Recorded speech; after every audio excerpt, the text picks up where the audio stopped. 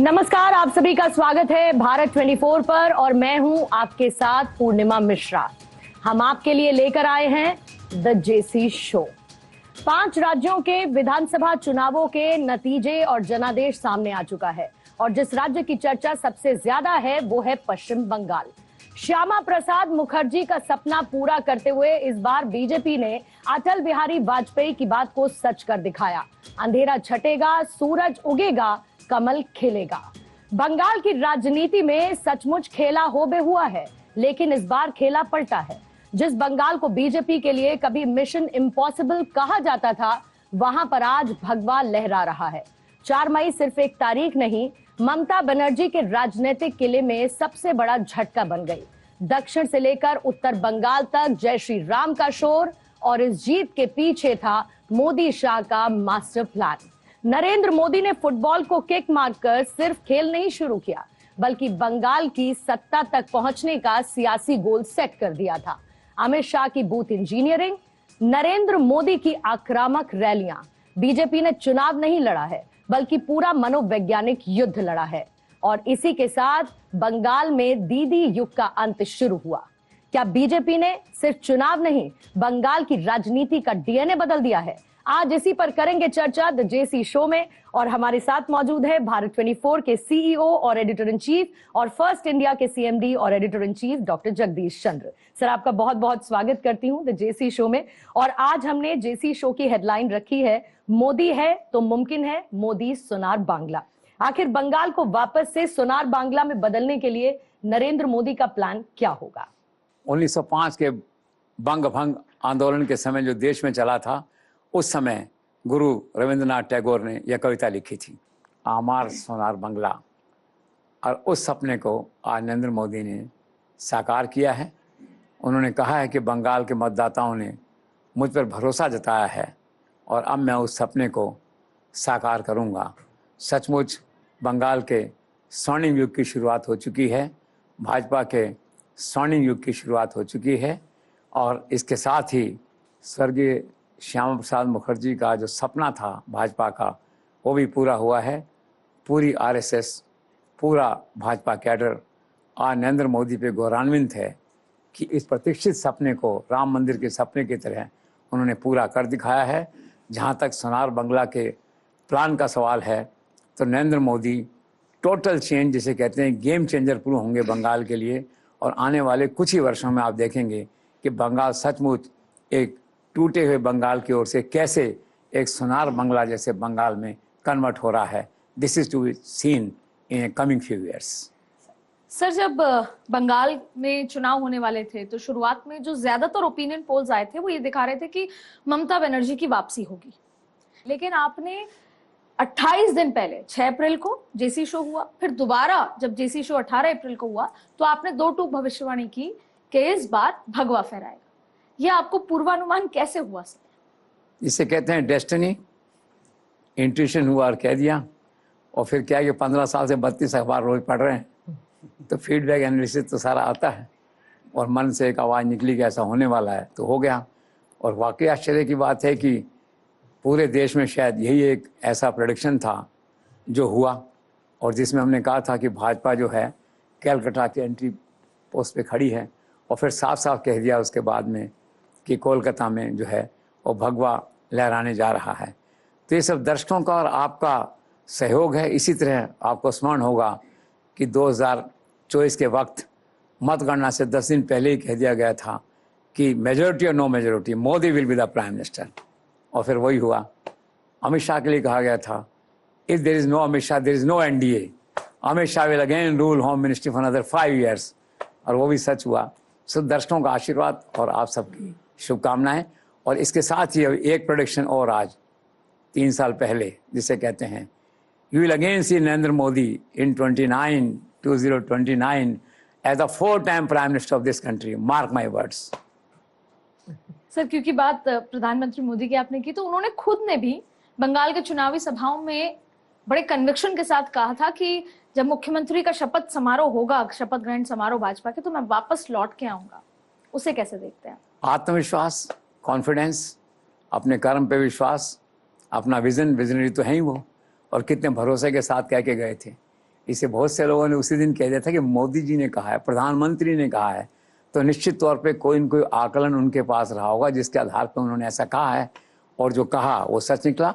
जिसे कहते हैं जो वादा किया था जनता के साथ, देश की जनता के साथ, उस वादे को, जो बंगाल की जनता के साथ वादा किया था, उस वादे को उन्होंने पूरा किया। और सच पूछा जाए तो एक प्रकार से ये नरेंद्र मोदी की पर्सनल पॉलिटिकल विक्ट्री है, जिसमें उनका विजन और उनकी जो क्लियर पॉलिटिकल आइडियोलॉजी है उसका अपना एक स्थान है। इसलिए आज पूरे संसार के मीडिया में, यहाँ तक कि युद्धग्रस्त जो मिडिल ईस्ट का मीडिया है, लंदन और न्यूयॉर्क तक के मीडिया में जो है नरेंद्र मोदी की इस भगवा जीत का जो है ना बाकायदा जिक्र हो रहा है। सर, बंगाल में ब्लड शेड, मुख्यमंत्री के शपथ समारोह से पहले आपने देखा कि शुभेंदु अधिकारी के पीए हैं, उनको निर्मम हत्या 4 राउंड गोली की मार दिया गया। तो आप इस पूरी घटना को कैसे देखते हैं sir? It's very unfortunate, very shocking, a challenge to the new government to maintain law and order and to create the confidence of the common man in the new government। इतनी बड़ी घटना हुई है, आप देखिए। और बाकायदा उसके साथ साथ इस घटना तो हुई है जो आप देख ही रहे हैं कि सरेआम उसको 4 राउंड फायर उस पर किया गया, मृत घोषित हुआ। और कोई दूसरा व्यक्ति नहीं था, बीजेपी वर्कर नहीं था, वो था संभावित मुख्यमंत्री कहिए या एक महत्वपूर्ण जो चेहरा है भाजपा का वहाँ पे जो है, उसका पीए। मतलब डायरेक्टली इनडायरेक्टली देखा तो अटैक सुधंधु पे हुआ है, एग्जैक्टली जो अटैक है। तो गंभीर चिंता का विषय है। ये बंगाल के आने वाले कल की नई सरकार की एक चुनौती है। और इसके साथ ही 4 और हत्याएं हुई हैं। 2 टीएमसी वर्कर्स हैं मरने वालों में, 2 बीजेपी वर्कर्स हैं, और दर्जनों लोग उसमें घायल हुए हैं, आप देखिए। तो बहुत चिंता का विषय है। और नई सरकार की पहली प्राथमिकता अब है लॉ एंड ऑर्डर ही होगी।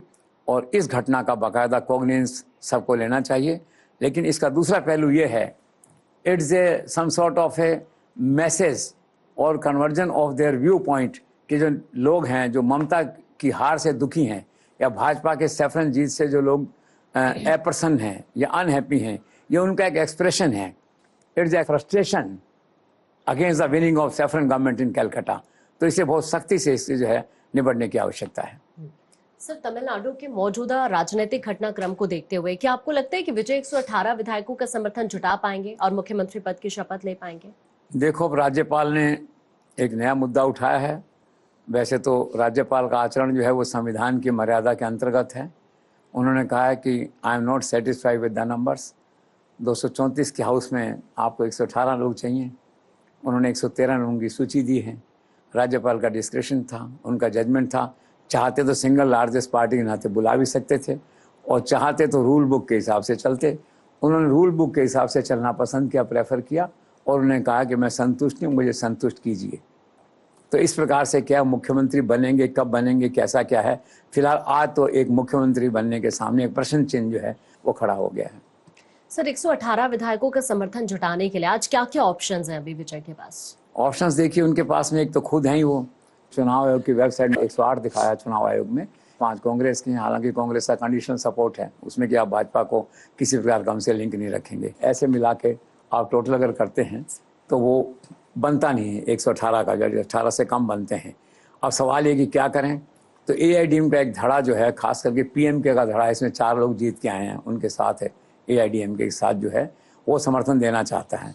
तो ये आशंका है और ये संभावना है कि ADM का एक धड़ा टूट करके वहाँ से आए, या कम से कम ये 4 लोग तो आ जाएं और इस सरकार को समर्थन दें। इसी आशंका को देखते हुए जो ADMK के जो विधायक हैं, 25 विधायकों को पांडिचेरी भेज दिया गया है बाड़ाबंदी में कि कहीं टूट नहीं जाएंगे। तो एक संभावना ये कि ADM का एक धड़ा टूट करके इनके साथ में आए और बने। लेकिन गवर्नर वही हैं, केंद्र द्वारा नियुक्त गवर्नर वही हैं, तो वो जो तोड़ा फोड़ी होगी उसको कैसे लिया जाएगा, it is yet to be seen. Sir, आखिर अचानक से विजय कांग्रेस से नाराज क्यों हो गए? ये मुझे भी आश्चर्य हुआ। ये कहते पिछली बार जो उनकी फिल्म सेंसरशिप ने रोकी और फिर उनकी जो भीड़ थी, लोगों की गोली चली, CBI की इंक्वायरी चल रही जिसमें सब बातें हैं, तो राहुल गांधी उनका साथ दे रहे थे। तो ऐसा लग रहा था भाई नेचुरल एलाई हो रहे हैं।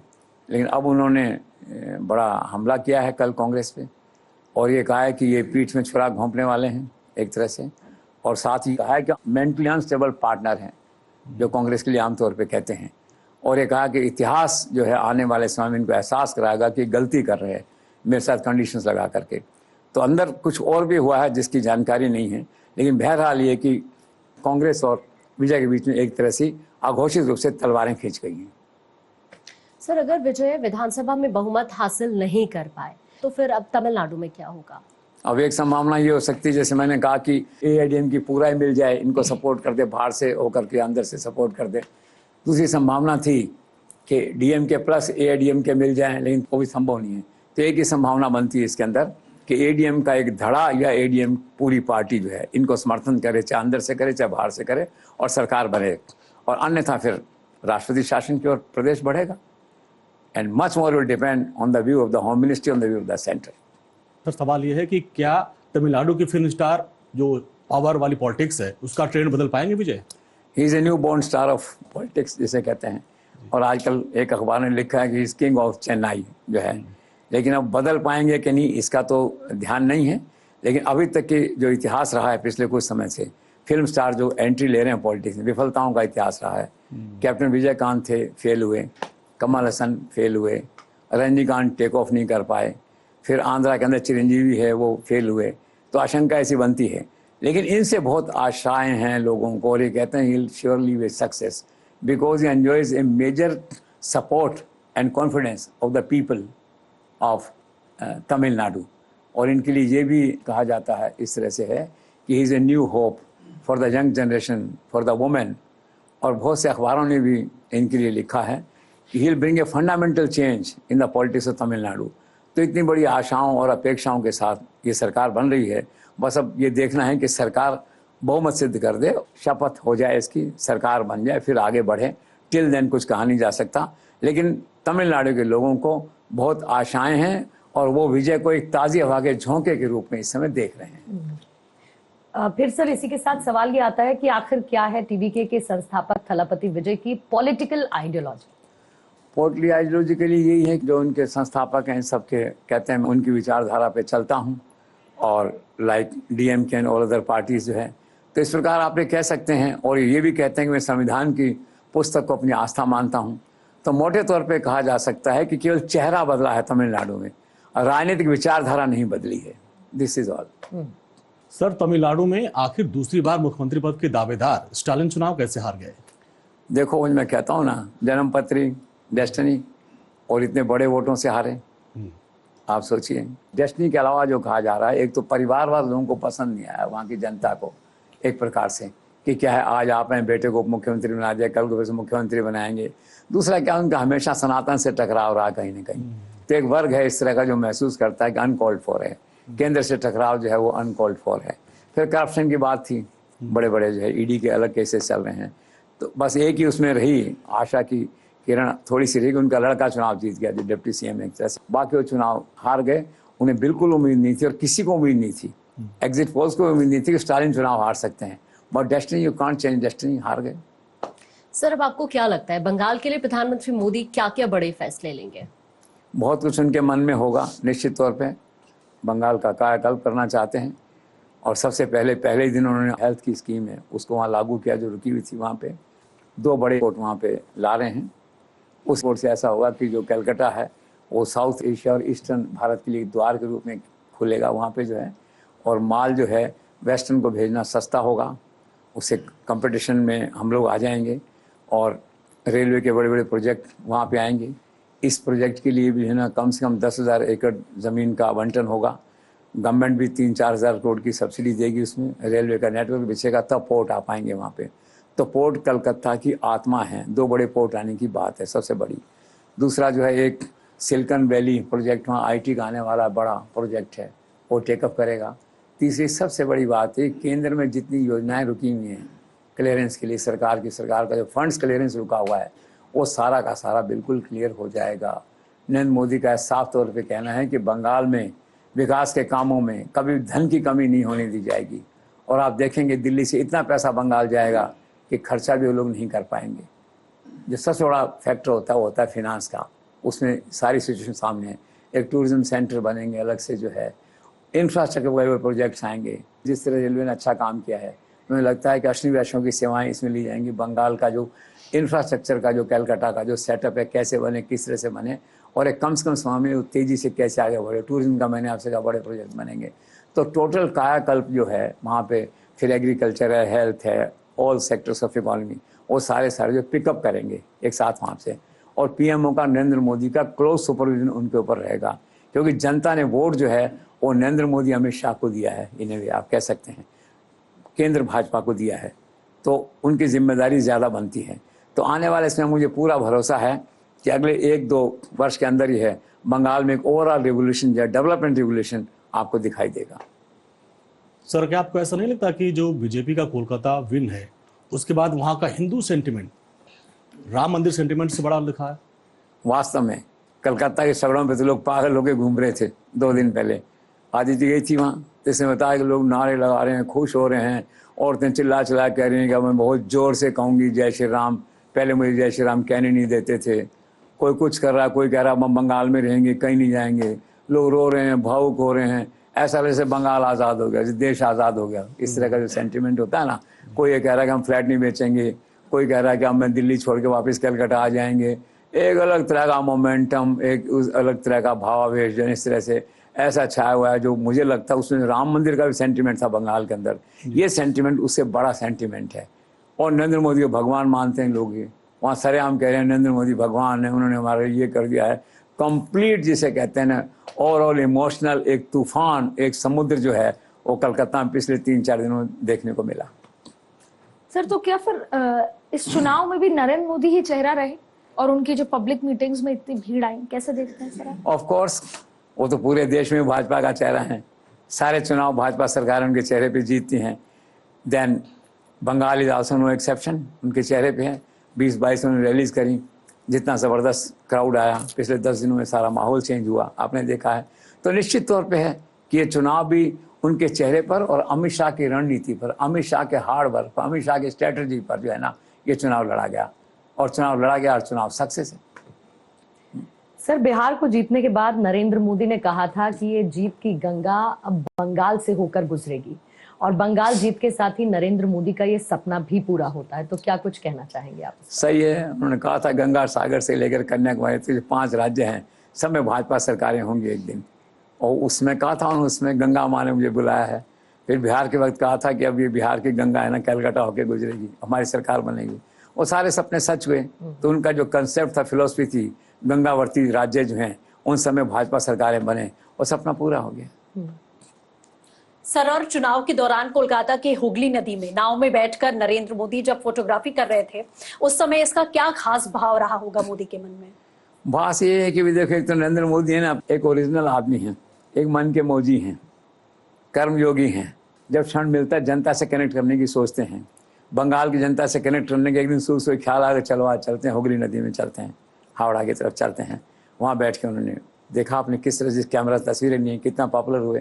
तो एक तो उन्होंने कहा कि लोकल सेंटीमेंट को टच किया, अपने मन के भाव को पूरा करने के साथ साथ जो है, और तो खुद ब्रांड है, तो उसकी चर्चा हो गई सारे इलाके के अंदर। जो आप देखिए हावड़ा और सारे इलाके में कितना ज़बरदस्त सपोर्ट जो है बीजेपी को वहाँ पे मिला है। और आप एक बात और देखना, चूंकि बहुत बड़े ब्रांड है नरेंद्र मोदी खुद, तो जिस कैमरे से वो फोटो खींच रहे थे उस कैमरे की डिमांड इतनी हो जाएगी, कैमरा बाजार में मिलना ही बंद हो जाएगा। तो नरेंद्र मोदी का मूड था, उनका मन था, जनता से कनेक्ट होने की एक बात थी, और मन में एक आता है कि इससे मैसेज टूरिज्म इंडस्ट्री को भी जाएगा। और आप देखना आने वाले समय लोग टूट के पड़ेंगे हावड़ा पे, वहाँ पे, और कुछ लोग नाव भी तलाश करेंगे, मोदी जी कहाँ बैठे थे, यहाँ बैठे थे, उसके मोन्यूमेंट बना देंगे वहाँ पे। अभी तक हिस्ट्री तो यही कहती है। So this was a good move. Sir, Assam चुनाव में चाय बागान में विमेन वर्कर्स के साथ प्रधानमंत्री नरेंद्र मोदी ने जो चाय की पत्तियां तोड़ी और चाय पीने का जो इनिशिएटिव लिया था, इसका इम्पैक्ट आप किस तरह से देखते हैं टी गार्डन्स वाली 6 सीटों पर? देखिए, चाय जो है ना आसाम की आत्मा है, और नरेंद्र मोदी की इस विजिट के साथ में जिस मौलिकता के साथ उन्होंने चाय की पत्तियां तोड़ी, फिर चाय पी, और ये भी कहा कि तुम्हें मालूम है कि मैं भी चाय वाला हूँ, तो लोकल सेंटिमेंट को जीत लिया उन्होंने।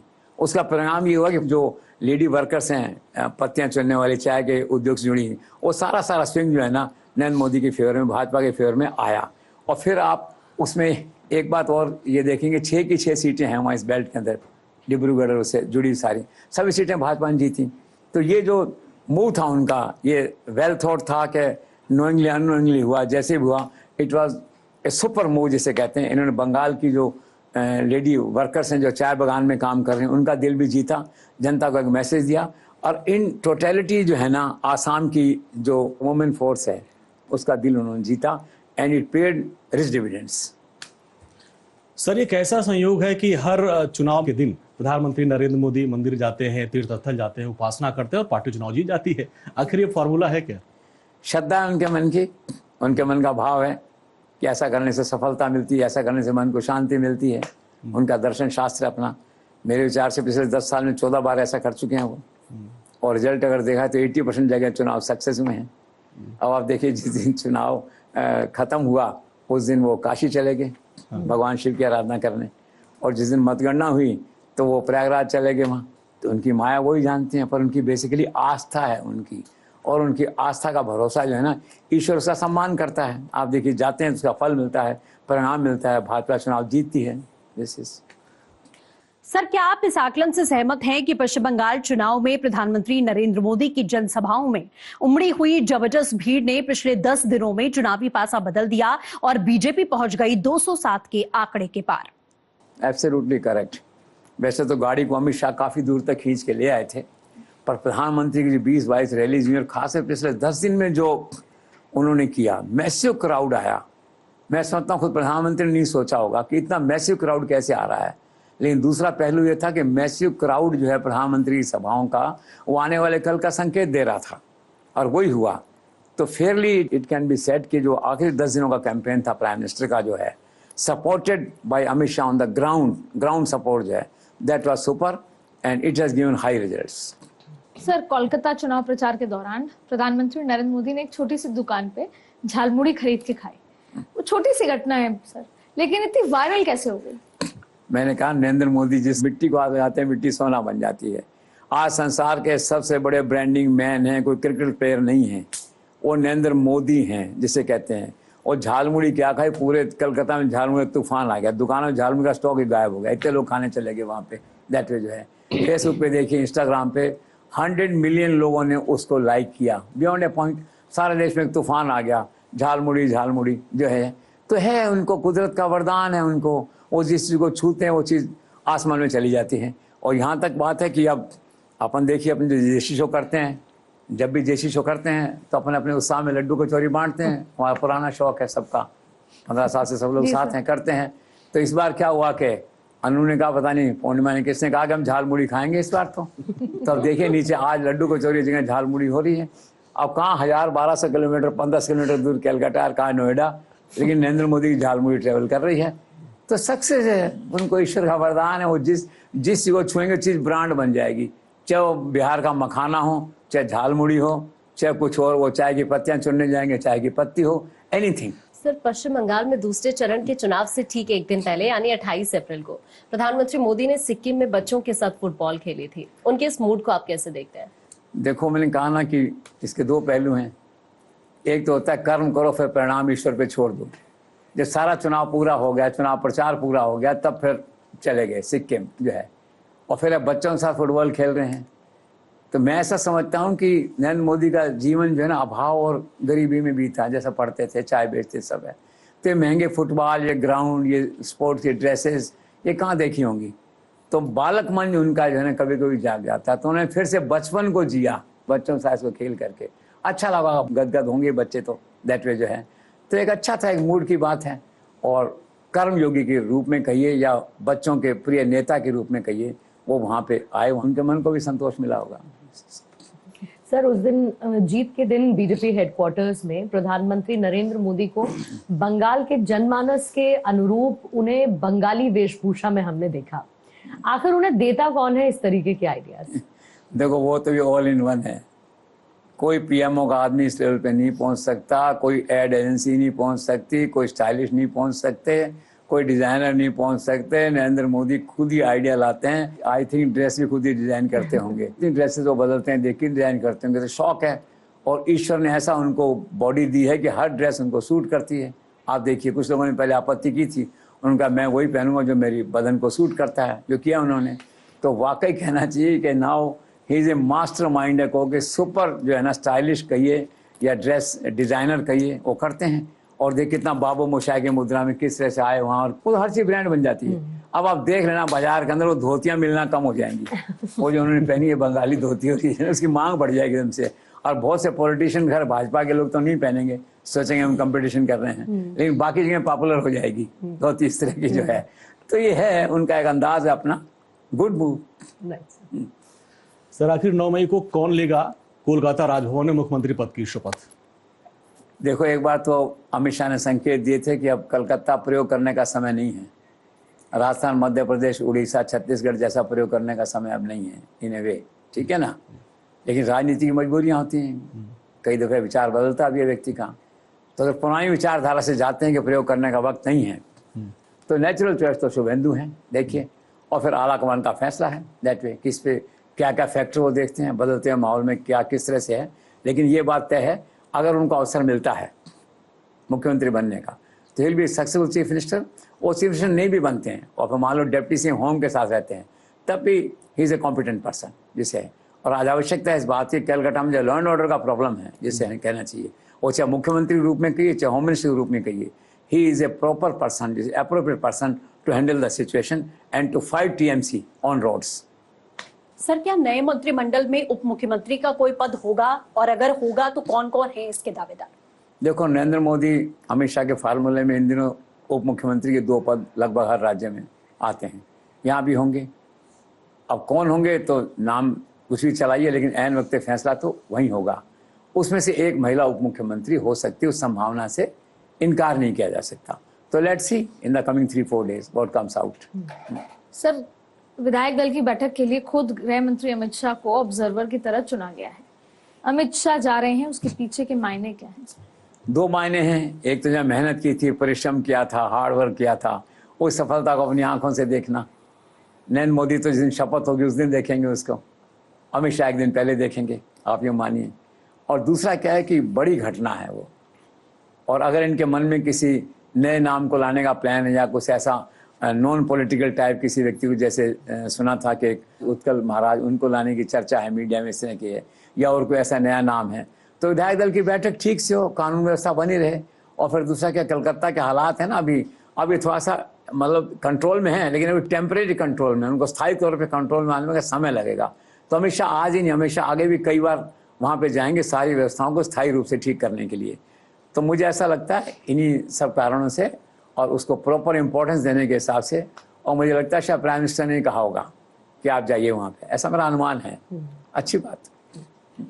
सर, चुनाव प्रचार के दौरान गृह मंत्री अमित शाह ने टीएमसी के बैकग्राउंड वाले असामाजिक तत्वों, गुंडों को चेतावनी दी थी कि 5 मई के बाद बीजेपी की सरकार बनती है तो टीएमसी के गुंडों को उल्टा लटकाकर सीधा कर देंगे। क्या इस चेतावनी का कुछ असर पड़ा? ये चेतावनी वैसे तो अमित शाह का जो मूल व्यक्तित्व है जी, एंटी सोशल एलिमेंट्स को हैंडल करने का, उसके अनुरूप है, और असर तो ज़बरदस्त था वहाँ पे जो है, क्योंकि यहाँ तक उन्होंने कह दिया कि उस दिन घर पे रहना, घर से बाहर मत आना जो है, तो घबराहट मच गई वहाँ पे जो है। और उसका एक परिणाम ये है कि वहाँ पे जो वोटों का हेरफेर नहीं हो पाया या सड़कों पर हिंसा नहीं हो पाई है, उसके पीछे अमित शाह की चेतावनी का बड़ा असर रहा होगा, ऐसा मेरा निश्चित तौर पे मानना है। तो ये जो चेतावनी उन्होंने दी है, इसका परिणाम देखने को मिला। इस चेतावनी का एक पहलू और है, कुछ लोगों ने कहा गृह मंत्री का पद बहुत बड़ा होता है, उन्हें ऐसी भाषा का उपयोग नहीं करना चाहिए था। लेकिन भाई मेरा मानना ये है कि everything is fair in love war and now election also. और आजकल जो चुनाव है ना, वो चुनाव नहीं है, युद्ध की तरह लड़ा जाता है। और युद्ध में अपने बचाव के लिए, हमला करने के लिए जो भी तरीका सही लगता है व्यक्ति उसको करता है। और फिर दूसरा क्या था, जो अमित शाह की भाषा थी आम आदमी को समझ में आने वाली थी। इससे गुंडों को तो मैसेज गैस हो गया, एंटी सोशल एलिमेंट्स को, साथ में आम जनता में भरोसा गया कि व्यक्ति हमारे साथ खड़ा हुआ है, वोट दो, डर निकालो मन से, सेंटर पे जाओ, वोट डाल के आओ। तो इस चेतावनी ने मल्टीपल काम किया वहां पे जो है। सर, 60 साल में पहली बार पश्चिम बंगाल में हिंसा मुक्त हुए चुनाव का श्रेय आप किसे देते हैं? श्रेय तो देखिए बेसिकली तो leadership prime minister Amit Shah इस तरह का है, क्योंकि more of the home department से कंसर्न, और सेंट्रल फोर्सेस आप कहिए, इलेक्शन कमीशन भी किए, अच्छे इंतजाम किए उन्होंने। सेंट्रल फोर्सेस में सारी फोर्सेस थी, और पहली बार ऐसा हो गया सेंट्रल फोर्सेस जितनी भी हैं, चाहे सीआरपीएफ है, बीएसएफ है, सीआईएसएफ है, इनके सब डीजी की मीटिंग हुई वहाँ पे। और प्रवीण रंजन जो डीजी हैं सीएसएफ के, सीनियर मोस्ट हैं शायद, उन्होंने उसकी अध्यक्षता करी वहाँ पे, उसको कोऑर्डिनेट किया वहाँ पे, और एक अच्छा सब फोर्सेस ने मिल के काम किया वहाँ। ये फोर्सेस प्लस लोकल पुलिस, उनके साथ जो उनका एडमिनिस्ट्रेशन था, उसको मिल के उन्होंने काम किया, तो बेसिकली क्या हुआ कि 2.5 लाख सेंट्रल फोर्सेस, 70,000 वहाँ की पुलिस प्लस सेंट्रल दूसरी एजेंसीज इन सब ने मिलकर जो कोऑर्डिनेशन था, इलेक्शन कमीशन का जो कोऑर्डिनेशन था, the entire credit goes to everyone under the leadership of Narendra Modi and Amit Shah. Sir, इस चुनाव के दौरान उत्तर प्रदेश के मुख्यमंत्री योगी आदित्यनाथ को कैसा रिस्पॉन्स मिला बंगाल में? ही इज ए हीरो। देखिए, वो जहाँ भी जाते हैं तो लोग टूट के पड़ते हैं। डिमांड आती है हमेशा कि 1 सप्ताह के लिए योगी को भेज दो, और ये बात नरेंद्र मोदी जानते हैं, अमित शाह जानते हैं, इसलिए उनको भेजते हैं। उनके कॉल पे ही जाते हैं वहाँ पे जो है। अब भी मेरे ख्याल से 10-12 दिन वो रहे वहाँ पे, 20-22 रैलियाँ करी वहाँ पे, और एक मैसेज चला गया कि बुलडोजर वाले बाबा आ गए हैं वहाँ पे जो है, और वो भाषा वैसी बोलते हैं। तो उन्होंने कहा कि आप चिंता मत करो, वोट डालने जाओ, और चुनाव के बाद में ये जो मौलवी हैं या माफिया हैं, गुंडे हैं, ये सब झाड़ू लगाते नजर आएंगे बंगाल की सड़कों पे, गो एंड वोट। तो कॉन्फिडेंस क्रिएट करते हैं वो। तो he is a third hero जिसे कहना चाहिए आफ्टर नरेंद्र मोदी, अमित शाह ये, और followed by Assam chief minister जो है वो भी इसी लाइन पे हैं। गुड। योगी का मतलब जिसे कहना चाहिए वो स्ट्राइक रेट भी बहुत अच्छा है। योगी पॉपुलर है, और योगी हिंदू सेंटिमेंट के लिए अक्रॉस द कंट्री पॉपुलर हैं, और उनका सही उपयोग क्या हो ये नरेंद्र मोदी जानते हैं। सर, 4 मई को भाजपा मुख्यालय में प्रधानमंत्री नरेंद्र मोदी ने इशारों में समाजवादी पार्टी पर जो निशाना साधा था, क्या आपको लगता है कि कोलकाता के बाद अब नरेंद्र मोदी की निगाहें 2027 को लेकर लखनऊ पर हैं? एब्सोल्युटली। हालांकि इसका एक पहलू और भी है, वो ये है कि एडवांस में उन्होंने वार्न कर दिया अपोजिशन को। जैसे अमित शाह ने वार्न किया था अलग भाषा में, अलग अंदाज में, अलग विषय पे, तो उन्हें पॉलिटिकल भाषा में वार्न कर दिया कि बी केयरफुल। इशारा था अखिलेश यादव की ओर, वो भी चिंतित हुए होंगे। और जो मैसिव टर्नआउट हुआ है, हिंदू कंसोलिडेशन हुआ है बंगाल में, जो हुआ है वो अद्भुत था। इसका मतलब क्या हुआ? इसका मतलब ये है कि Hindu consolidation can beat now easily Muslim consolidation. तो उनके लिए चिंता का विषय होगा ना अखिलेश यादव के लिए। तो इशारा बिल्कुल क्लियर था उनका कि नेक्स्ट मंजिल अपनी लखनऊ है, वहाँ पे मतलब उत्तर प्रदेश है, और इशारा जो था वो निश्चित तौर पे सपा पार्टी अखिलेश यादव की ओर था। सर, क्या आपको लगता है कि पश्चिम बंगाल में मिली प्रचंड बहुमत के बाद में लोकसभा चुनाव 2029 को लेकर भाजपा की निर्भरता उत्तर प्रदेश पर कम हो जाएगी? ऑफ कोर्स, ऐसा निश्चित तो लगता है कि बिहार में 40 सीट हैं, % बहुमत है इनका। अब यहाँ देखिए कितनी सीट हैं और % बहुमत है दैट वे, और आगे बहुमत आएगा। तो कंपेयर यूपी हालांकि UP you can't replace with Calcutta और पटना जो है 80 सीटें हैं, लेकिन बट स्टिल एक ब्रॉड वे में कहा जा सकता है कि ऐसा है दैट वे जो है। दूसरा क्या है कि अपोजिशन जो है थोड़ा सा वहाँ पे यूपी में एक बात और है, डिसेंट है थोड़ा अपोजिशन। अखिलेश यादव वगैरह थोड़ा डिसेंट और डिग्निफाइड तरीके से पॉलिटिक्स करते हैं अपनी दैट वे जो है, वो इन राज्यों में नहीं है दैट वे। अभी जो आवश्यकता है, जो रिक्वायरमेंट है, वो है एग्रेसिव पॉलिटिक्स की। तो निश्चित तौर पे माना जाना चाहिए कि यूपी पे निर्भरता एज ए स्ट्रैटेजी भी कम होगी उस तरह से, और ये जो एग्रेसिव स्टेट्स हैं बिहार है और इधर ये बांग्ला जो है, इन पर निर्भरता बढ़ेगी। दूसरे शब्दों में भाजपा की रणनीति में, लोकसभा चुनाव जीतने की रणनीति में, बहुमत के लाने की रणनीति में जो है उत्तर प्रदेश में निर्भरता थी वो रहेगी, अपेक्षाकृत कम रहेगी। सर, चुनाव हारने के बाद 5 मई को कोलकाता में एक प्रेस कॉन्फ्रेंस होती है। ममता बनर्जी कहती हैं कि मैं लोक भवन जाके इस्तीफा नहीं दूंगी और मैं नैतिक रूप से चुनाव जीत चुकी हूं। अब ऐसे में उनके आचरण को आप कैसे देखते हैं, और सचमुच अगर ऐसा होता है तो केंद्र सरकार के पास क्या विकल्प है? It's unbecoming of a former chief minister or a senior politician. It is very immature action. It doesn't suit the stature and personality of Mamta दीदी, इसे कहते हैं। न जाने किस आवेश में, किस भाव में उन्होंने कहा। ये क्या कि उन्होंने अपना कद भी गिराया, अपने समर्थकों को भी थोड़ा सा एम्बेरस किया इस तरह से, और ऐसा उनको नहीं करना चाहिए था।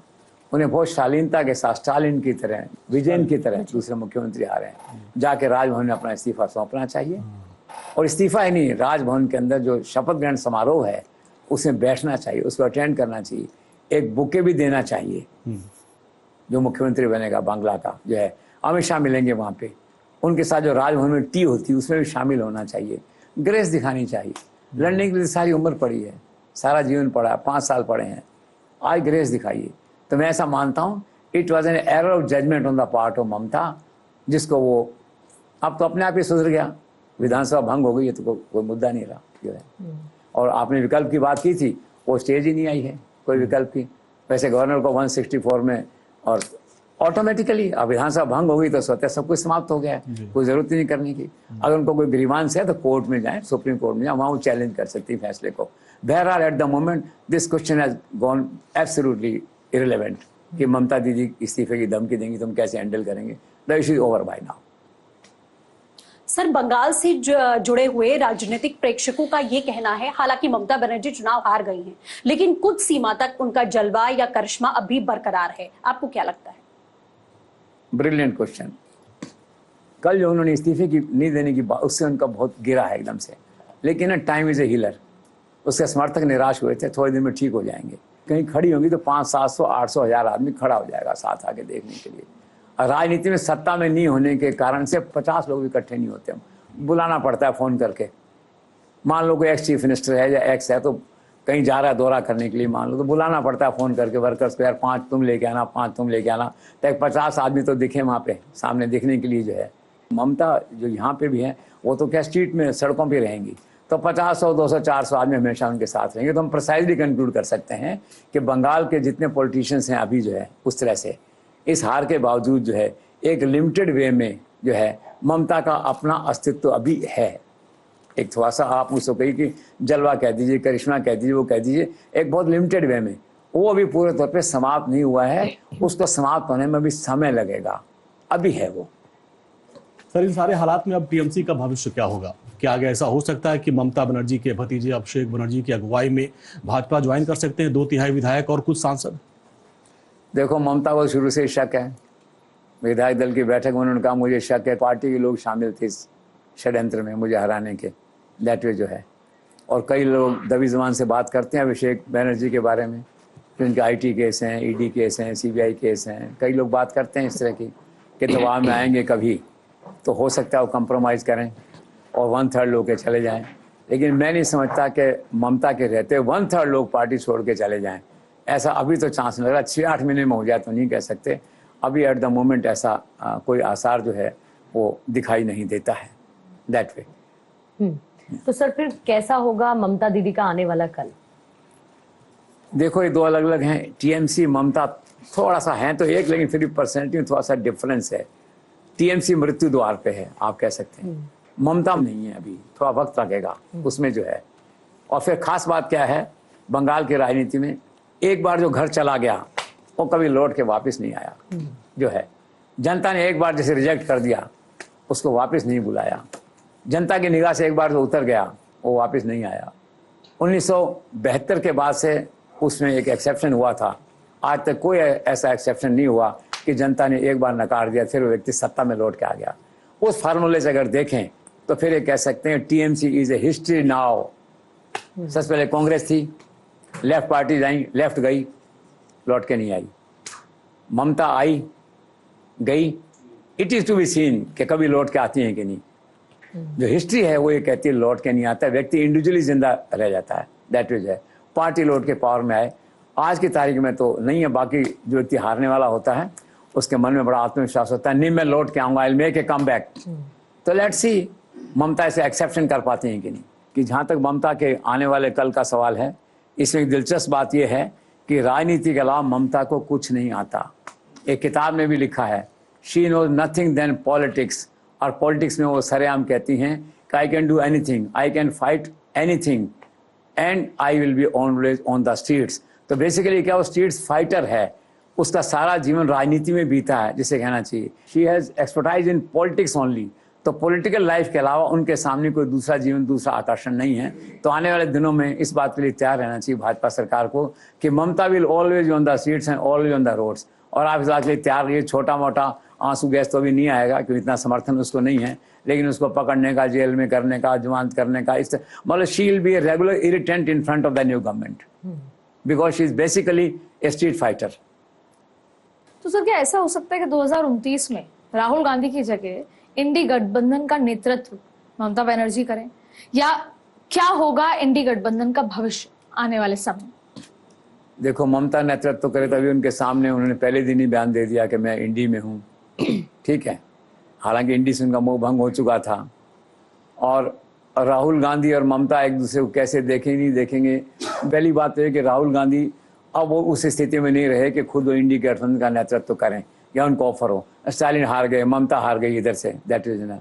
और दूसरा क्या है, मैं नहीं समझता कि ममता जो है ना अभी ऐसी कोई स्थिति में है या इंडिया ऐसी स्थिति में है कि ममता को अपना संयोजक अपॉइंट कर ले या उसका नेतृत्व राहुल की जगह उन्हें सौंप दे। और रही बात इसकी इंडी खुद का, तो इंडी खुद डीरेल्ड है इस समय। इंडी गठबंधन जो है, ऐसा लगता नहीं है इंडी गठबंधन, ये दो तो ये विकेट गिर गए उनके, वैसे ही जैसे भी उनके साथ थे जिस तरह से जो है। अभी क्या है कि वैसे भी नेतृत्व यही स्थिति में इंडी गठबंधन, लोग रह के राहुल गांधी की तरफ देखते हैं, और राहुल गांधी क्या आप सब जानते हैं, no hope at the moment जो है। इसलिए न तो कोई इंडी गठबंधन का भविष्य भी दिखाई देता है एट द मोमेंट, और चूंकि उसका गठबंधन नहीं है और ममता पावरलेस है, अभी एक पावर में नहीं है, तो उनको भी नेतृत्व सौंपने में बहुत दिक्कत है। मुझे उसकी उम्मीद फिलहाल अभी कम दिखाई देती है। Sir Yes. चुनाव में हार जीत तो चलती रहती है, लेकिन ममता की पार्टी की सर इतनी बुरी हार क्यों हुई? इसलिए हुई कि बेसिकली हार के कारण अगर आप देखो तो आप कह सकते हो मिसरूल, करप्शन, पॉलिटिकल वायलेंस जिसे कहना चाहिए, लॉ एंड ऑर्डर, और उसके बाद में जो मिसयूज ऑफ पावर है हर लेवल पे, उसको आप कह सकते हैं। और बुरी हार इसलिए है ना, आप देखिए खुद चुनाव हार गई, कोई सोच नहीं सकता कि ममता चुनाव हार सकती है, और सामने वाले दो में लड़ रहे थे। लोगों ने भी सोचा हुआ चलो एक में जिता लो ममता को, एक वहां करेंगे, लेकिन आक्रोश इतना था और एंटी एस्टेब्लिशमेंट फैक्टर इतना जबरदस्त था कि ममता नहीं जीती, और अच्छे खासे शायद 15,000 वोट से हार गई वो। फिर आप देखिए 63% कैबिनेट हार गई, 22 मंत्री हार गए, केवल 13 जीते 35 में से, दैट इज है।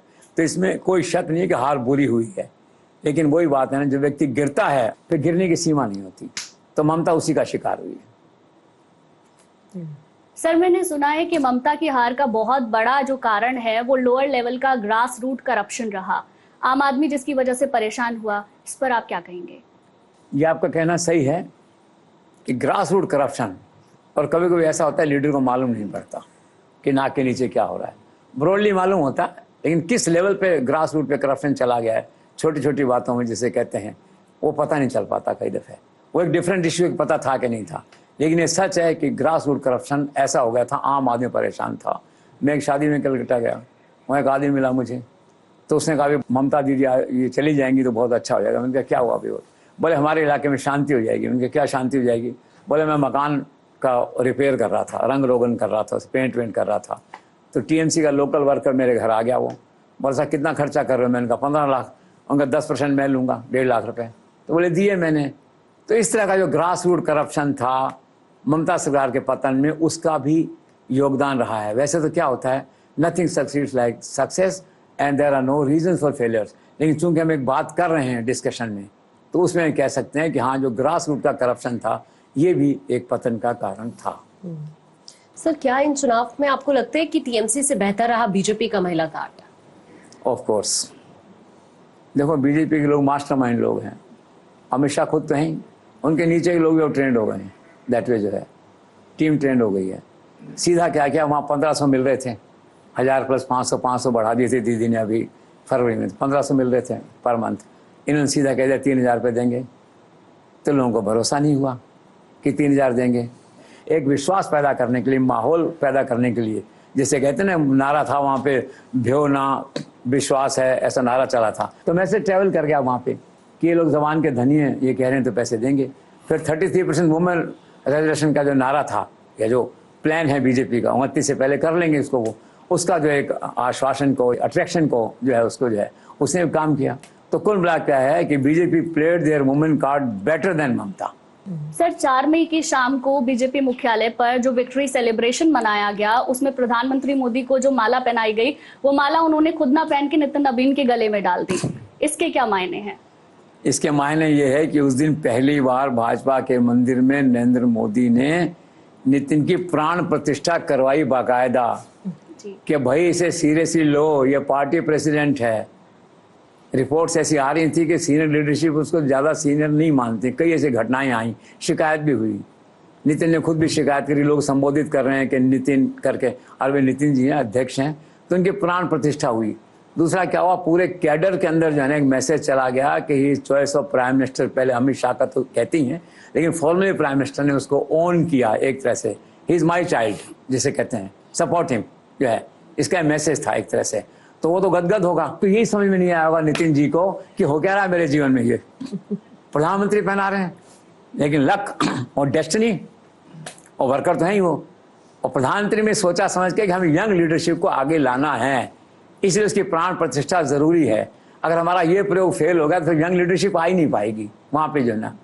एक अच्छा मैसेज था, पूरी जो जनरेशन है भाजपा की, जिस जनरेशन चेंज की बात हम कहते हैं, न्यू जनरेशन, उसमें अच्छा मैसेज क्या, क्या प्राइम मिनिस्टर इतने यंग आदमी को इस तरह से मान सम्मान दे सकते हैं, चलो आगे बढ़ाओ, नारा लगाओ भगवा का। तो सर, बंगाल चुनाव में पार्टी अध्यक्ष के रूप में आप नितिन नवीन की परफॉर्मेंस को कैसे देखते हैं? अच्छी थी। पहला तो उनका मास्टरमाइंड मूव तो था ही, एक कायस्थ को वहाँ भेजने का। बहुत लोग हैरान हुए थे कि बंगाल में कायस्थ का क्या काम, उस तरह से जो है। तो बाद में पता लगा कि वहाँ जो भद्र लोग के पूरी कॉन्स्टेंसी मानते हैं उसको, स्वर्ण वर्ग प्लस कायस्थ एक बड़ा वर्ग है। वहाँ की राजनीति और सांस्कृतिक चेतना में उसका बड़ा रोल है। कम से कम 3% वोट उनके हैं, 40-50 सीटों को लोग इन्फ्लुएंस करते हैं। आज तक का इतिहास ये है बांग्ला का कि वहाँ का चीफ मिनिस्टर या तो रहा है ब्राह्मण और या रहा है कायस्थ, मतलब भद्र लोग का व्यक्ति चीफ मिनिस्टर रहा है, चाहे ज्योति बसु हो चाहे कोई दूसरा हो, चाहे ममता बनर्जी हो, वो भी ब्राह्मण है। इस बार इनके जाने के बाद में एक कास्ट फैक्टर तो इंडिया में जो कहीं कहीं कम है कहीं ज्यादा है, लेकिन है जरूर, उसने बंगाल में काम किया। तो उन लोगों ने मन बनाया कि यार ममता कुछ ज्यादा ही अपीजमेंट कर रही है, चलो छोड़ो अब चलते हैं इधर। नितिन के कंधे पर हाथ रख दिया उन्होंने, दैट वेज है। तो वो जो भद्र लोग जिसको हम कहते हैं, वो पूरा का पूरा काफी हद तक जो इधर आया, उसमें एक मेजर कॉन्ट्रीब्यूशन जो है ना ये था ही। नरेंद्र मोदी का चार्म अपनी जगह है, अमित शाह का ग्राउंड वर्क अपनी जगह है, लेकिन एक लिमिटेड स्पेस में जो रोल था इसका, उस रोल को इन्होंने अच्छे से किया। प्लस दूसरा क्या है कि वो जो कोऑर्डिनेशन है बिटवीन आरएसएस एंड बीजेपी, वो इन्होंने बहुत अच्छा किया दैट वे।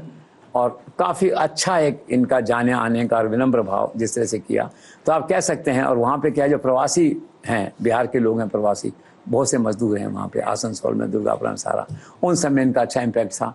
तो कुल मिला के क्या है कि एक अच्छा प्रयास था। और जो भाजपा ने सोचा था कि बंगाल के चुनाव में रेलेवेंट रहेंगे, वो अनुमान जो आकलन था वो सही निकला। सर, प्रधानमंत्री की भावनात्मक अपील कि अगर पश्चिम बंगाल में इसी तरीके से चलता रहा तो हिंदू अल्पसंख्यक हो जाएंगे, कितना कारगर रहा ये हिंदू वोट के कंसोलिडेशन में? यही जीत का सबसे बड़ा कारण था, ये गेम चेंजर था। प्रधानमंत्री की अपील लोगों के दिल में उतर गई और लोगों को भरोसा हो गया कि अगर हमने इस बार मौका खो दिया तो ये जो पश्चिम बंगाल है बांग्लादेश बन जाएगा, पाकिस्तान बन जाएगा, दूसरा मुस्लिम राज हो जाएगा। तो it helped and it inspired major consolidation of Hindu forces. और जीत का सबसे बड़ा कारण भी जो है ना वो यही बना, जिसे कहना चाहिए। तो ये जो शुरुआत की थी नरेंद्र मोदी ने, जिससे वो आगे जो है ना वो मोमेंटम लेता चला गया। और उसका अंतिम परिणाम उसमें जो हिंदू फैक्टर है इसका कैसा इस तरह का इम्पैक्ट हुआ कि भाजपा ने क्या किया, एज ए स्ट्रेटजी जो है ना, 100 वोट हैं मान लीजिए, उन्होंने कहा 2800 मुस्लिम वोट हैं, छोड़ दो, बाकी रह गए 72 पे फोकस करो, सेलेक्टिव फोकस करो, don't waste resources all the 100 जो है। उस 72% में जो है 66% वोट जो है हिंदू वोट जो भाजपा को मिला। दूसरे शब्दों में पहले क्या था, 10 में से 6 वोट मिलते थे हिंदू के भाजपा को, अब 10 में से 7 वोट मिले। और इस एक वोट के अंतर ने भाजपा को 207 सीटों पे पहुंचा दिया। तो ये जो शुरुआत की थी नरेंद्र मोदी ने उस अपने भाषण से, उस इमोशनल स्पीच से जो है, उसका अंतिम परिणाम ये निकला कि हिंदुत्व का जो कार्ड था, आप ये हिंदू कंसोलिडेशन था, वो इतना जबरदस्त हुआ, extreme polarisation of Hindu vote जिसे हम कह सकते हैं, उसका परिणाम है 207 सीट। सर, इतिहास में पहली बार पश्चिम बंगाल में भगवा फहराने की प्रधानमंत्री नरेंद्र मोदी और अमित शाह की आखिर रणनीति क्या रही, जिसमें सबसे पहले अमित शाह का अद्भुत चुनावी प्रबंधन देखने को मिला, उस पर मैं आपसे समझता। बिल्कुल सही कह रहे हैं आप। सुबह 3 बजे को बैठ के लेना, काम करना, वो भी एक अध्ययन का विषय है। अमित शाह भी जो है दैट वे जो है कितना काम करते हैं। देखो राजस्थान के चूरू का चुनाव भी वो लड़ाएंगे, मान लो बैठ के एमएलए का किसी का होगा, तो आसाम के अंदर डिब्रूगढ़ चुनाव भी वो लड़ाएंगे। गजब, एक आदमी के मल्टी फेसेड पर्सनैलिटी जिसे कहते हैं, मेहनत के अंदर जो है, तो उनका प्लानिंग है, उनका अद्भुत रोल है जिसे कहा जाए। नरेंद्र मोदी का चेहरा और अमित शाह की स्ट्रैटेजी और hard work, this is the combine of this success of Bangla. Sir, Amit Shah 15 दिन बंगाल में रहे, पन्ना प्रमुख स्ट्रैटेजी पर काम किया, लगभग 44,000 मतदान केंद्र थे जिन्हें 3 श्रेणियों में बांटा। बिल्कुल ठीक कह रहे हैं आप, 15 दिन बहुत बड़ी बात है। और उन्होंने घोषणा की थी उसमें, मैं 15 दिन के लिए बंगाल आ रहा हूँ, वो मैसेज तो था टीएमसी के लोगों के लिए, मैं हूँ वहाँ पे, मैं फेस करूँगा, I will confront with you on ground 1 to 1, मैं 15 दिन आ रहा हूँ। लेकिन उन्होंने समय का उपयोग इस सारी स्ट्रैटेजी को बंगाल को समझने में, वहाँ की भाषा को समझने में, लोगों को समझने में किया, and it was a success. Sir SIR की स्ट्रैटेजी क्या रही? एसआईआर का फैक्टर कितना काम किया? एसआईआर फैक्टर देखो गूगली है, वैसे तो मैंने कहा आपसे, दोनों दल, टीएमसी तो यही मानती रहेगी हारने के बाद कि एसआईआर ने मरवा दिया, एसआईआर ने हरवा दिया, और भाजपा के लोगों में एक इनडायरेक्ट उस तरह का है मन में भाव कि शायद हमें एसआईआर का कोई लाभ मिला हो। लेकिन अंतर इतना ज़्यादा है 80 और 207 के बीच में कि कोई भाव दूसरा काम नहीं करेगा, इलेक्शन फेयर है, लेकिन फिर भी मन का एक भाव तो आता है कि चलो हमारे 10 काम थे जीतने के, तो एक उसमें एसआईआर भी रहा, हालांकि फैक्चुअली करेक्ट नहीं, क्योंकि गैप इतना ज़्यादा है। It gives you only mental satisfaction. And sir polarisation of Hindu votes जो अभी आपने, वो मैंने आपसे कहा बड़ा ज़बरदस्त हुआ, उसकी प्रेरणा प्रधानमंत्री स्पीच से मिली, अमित शाह ने बार बार उसको हैमर किया, उसको बार बार उसको रिपीट किया, उस बात को, भाजपा की पूरी लाइन ने इस बात को रिपीट किया, और सारा प्रचार तंत्र इसी बात पे रहा कि ये पोलराइजेशन कर लो, ये आखिरी मौका है, अब 5 साल अगर और आपने टीएमसी को दे दिए तो ये बांग्लादेश बन जाएगा। It worked. सर राष्ट्रवाद का नैरेटिव और राष्ट्रीय सुरक्षा का मुद्दा, ये जोड़े दौड़े उन्होंने उसके अंदर जो है, अब राष्ट्रीय सुरक्षा तो राष्ट्रवाद का मुद्दा था, घुसपैठियों को बाहर निकालो, बांग्लादेशियों को बाहर निकालो, इस नारे ने काम किया, इस भावना ने काम किया। ये जो हिंदुत्व का जो सेंटिमेंट है वो एक पैकेज है, उसमें 3 पॉइंट शामिल हैं, इसके अंदर हिंदुत्व भी शामिल है उसमें जो है, और राष्ट्रवाद भी शामिल है, और राष्ट्रीय सुरक्षा का नाम भी शामिल है।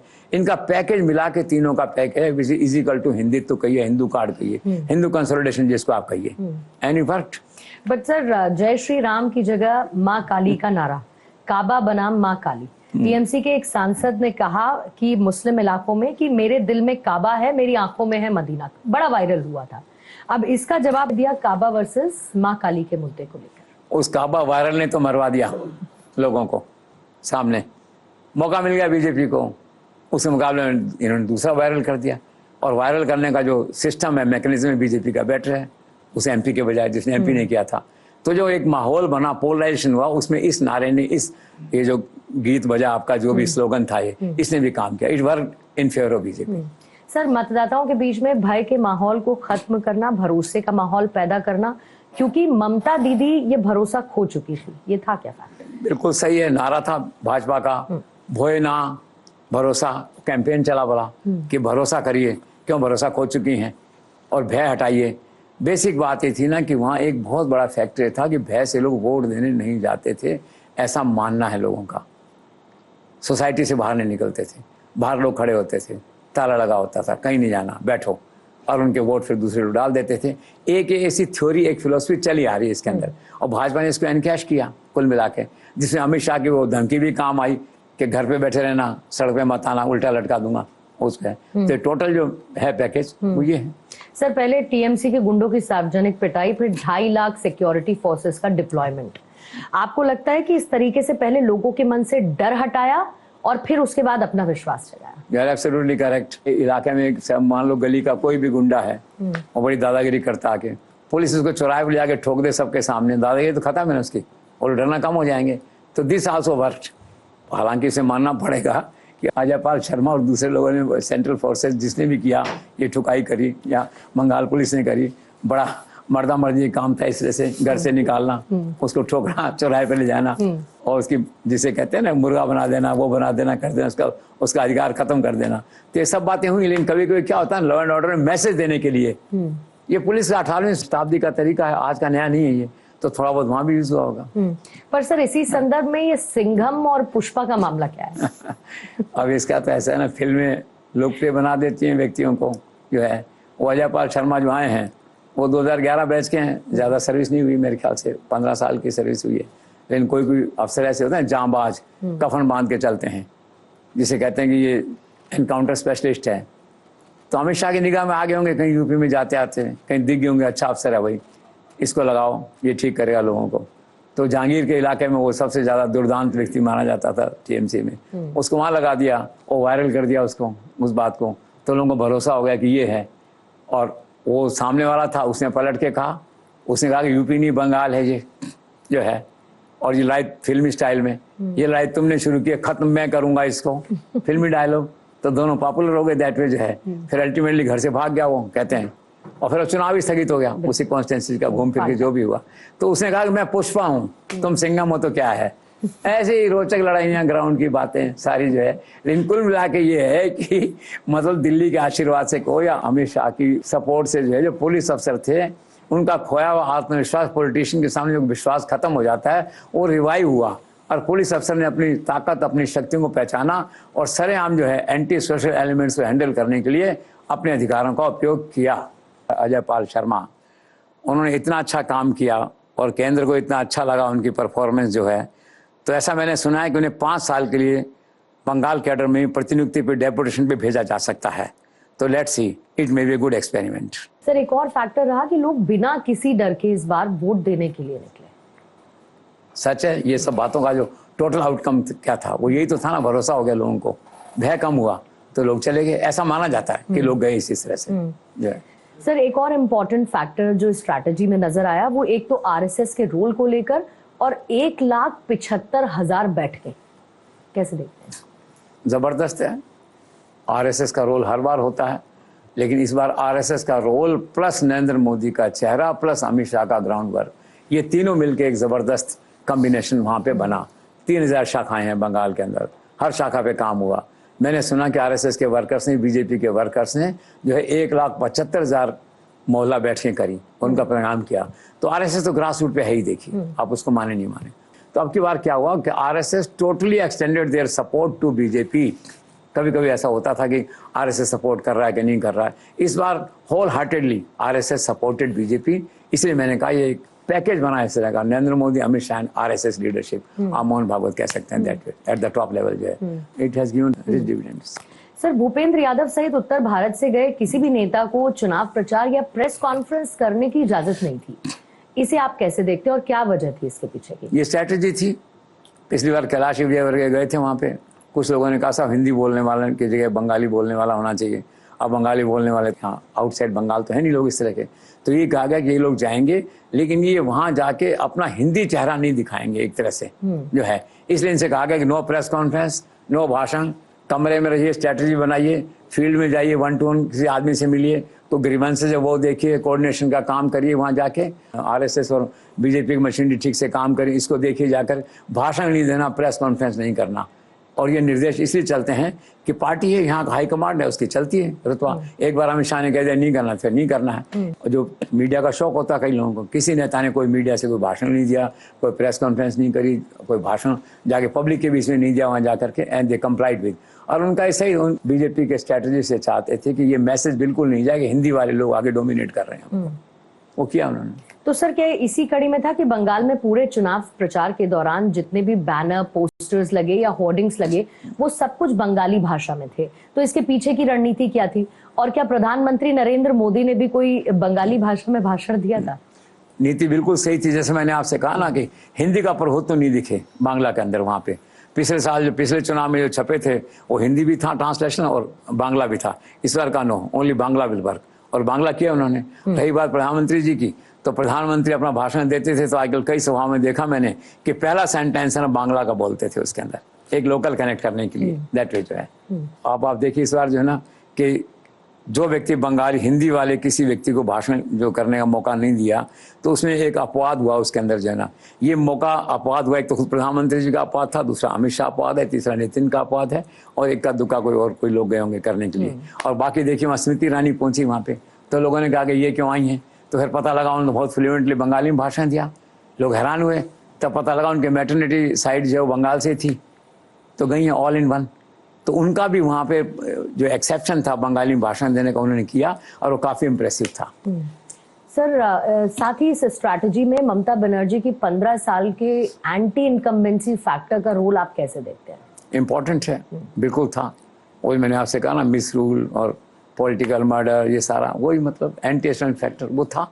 उसको आप किसी भी तरह से कर लीजिए, सो मेनी फैक्टर्स जो है, लेकिन ये था बिल्कुल एंटी एस्टेब्लिशमेंट फैक्टर था बिल्कुल।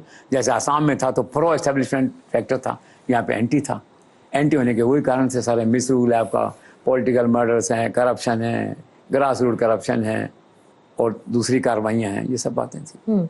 इसके साथ सर एक और स्ट्रैटेजी देखिए कि सभी विधानसभा क्षेत्रों में सारे साधन, सारी मशीनरी फूंक देने की बजाय 70% सिलेक्टेड एरियाज में फोकस करते हुए 100% का रिजल्ट अचीव कर लेना। बिल्कुल किया उन्होंने, and this experiment was a success, no doubt about it. Sir इसके साथ ही पश्चिम बंगाल की चुनावी जीत की स्ट्रैटेजी में राजस्थान बीजेपी का कितना इंपॉर्टेंट रोल रहा? राजस्थान बीजेपी सेंट्रल स्टेज पे थी एक तरह से देखा है। पहली बात तो है कि भूपेंद्र यादव जो प्रभारी थे वो राजस्थान के हैं, फिर सुनील बंसल बड़े इंपॉर्टेंट लीडर हैं, वो हैं, फिर चीफ मिनिस्टर खुद गए, फिर राजेंद्र राठौड़ गए, सीनियर लीडर हैं वहाँ पे। वो उधर से दिल्ली से देखें तो धर्मेंद्र प्रधान भी गए, अब इधर से देखें तो गजेंद्र सिंह शेखावत गए। 28 कॉन्स्टिट्यूंसी का जिम्मा था, 26 में जीत गए जो है। कैलाश चौधरी गए, उनका भी कुछ ऐसे था, बड़ा हाई रहा सक्सेस रेट, 27 था तो 26 जीत गए, समथिंग इस तरह से। अर्जुन मेघवाल गए, तो सारी की सारी राजस्थान से कुल 51 नेता वहाँ पे गए एक तरह से। और ये खास रहा वहाँ पे कि पन्ना प्रमुख का काफ़ी रोल रहा वहाँ पे। राजस्थान के लीडर से अशोक परनामी भी थे, अरुण छत्री भी थे। पन्ना प्रमुख योजना जो है इसमें 800-900 वहाँ पे लोग इसमें इन्वॉल्व थे वहाँ पे, और पन्ना प्रमुख ने भी राजस्थान के नेताओं के साथ साथ वहाँ जो है अच्छा काम किया। चीफ मिनिस्टर खासकर जिन इलाकों में गए, मारवाड़ी वोट काफ़ी थे वहाँ पे, और सबका काम पड़ता है सरकार में, दैट इज कैलकाटा से जयपुर आते हैं, तो चीफ मिनिस्टर जहाँ गए वहाँ की सक्सेस रेट भी काफ़ी अच्छी थी। Sir last but not the least, Mamata Banerjee के खतरनाक मछली नैरेटिव का जवाब बीजेपी ने कैसे दिया? दे दिया, बीच में फंस गए थे एक बार तो, लेकिन फिर होशियारी से निकल गए उसके अंदर से, जनता ने निकाल दिया। एक्चुअली क्या है कि हिंदू कंसोलिडेशन इतना जबरदस्त था कि मछली पछली सब पीछे रह गए थोड़ा सा, लेकिन फिर बीजेपी ने स्मार्टली हैंडल किया। हैंडल कैसे किया कि फिर अगले दिन से क्या प्रचार में जब लोग गए तो मोटी मोटी मछलियाँ 5-5 किलो की मछलियाँ टोकरी में रख के साथ लेके प्रचार करने, लोगों के घर में मछली बांटने में लगे, 200 ग्राम की, 400 ग्राम की, काली मछली, पीली मछली, छोटी मछली, मैं देखता हूँ कलकत्ता में जो है, तो सारी वो बांटने लग गए। और अभी फिर क्या हुआ, उसी समय फिर किसी ने ये कह दिया वहाँ पे जो है कि हमारा जो अगला मुख्यमंत्री होगा वो नॉन वेजिटेरियन होगा, करने की कोशिश की।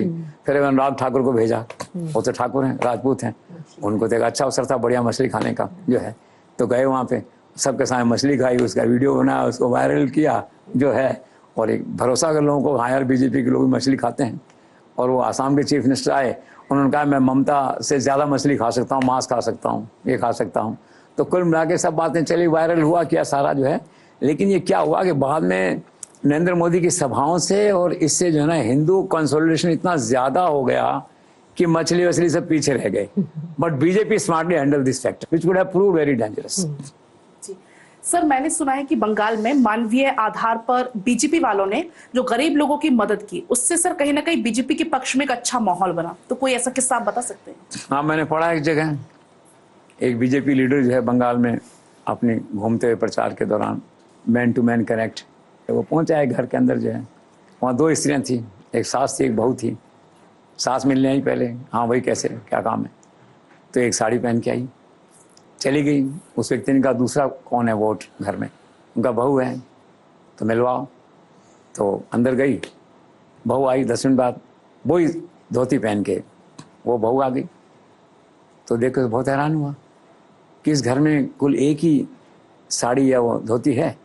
तो मालूम पड़ा कि 2 हैं, लेकिन एक वो धुलने गई है, ख़राब हो गई है, तो इसलिए एक ही काम में आ रही है। दैट वे जो है व्यक्ति बड़ा चिंतित हुआ, उसने जेब में हाथ डाला, जितने पैसे थे कुछ निकाल के वहाँ दिए, और आके अमित शाह को रिपोर्ट किया कि साहब आज मेरे साथ ये हुआ, मैंने ये देखा।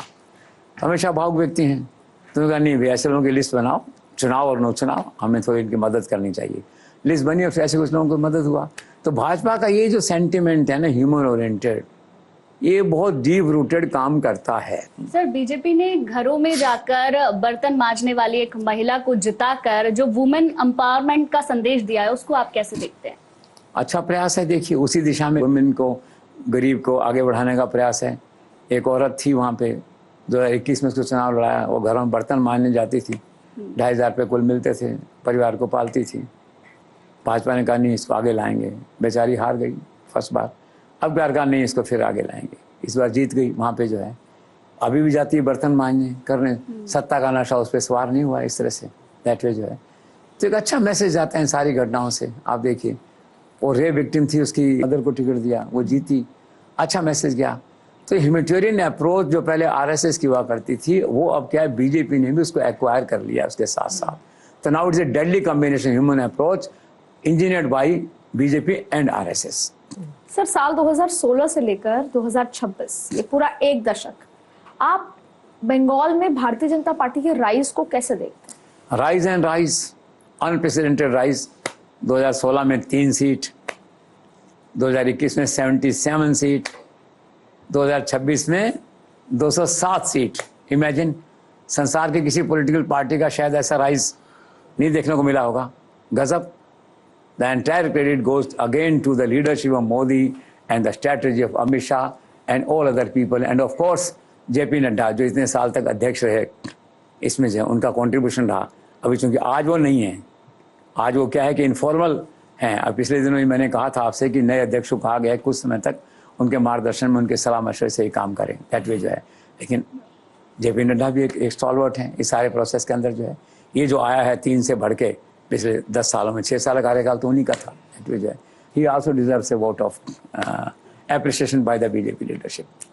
सर, बीजेपी के द्वारा चुनाव से पहले 80,000 फुटबॉल और 5,000 बैट खिलाड़ियों के बीच में उपलब्ध करवाना, सर इस पीआर एक्सरसाइज को आप कैसे देखते हैं?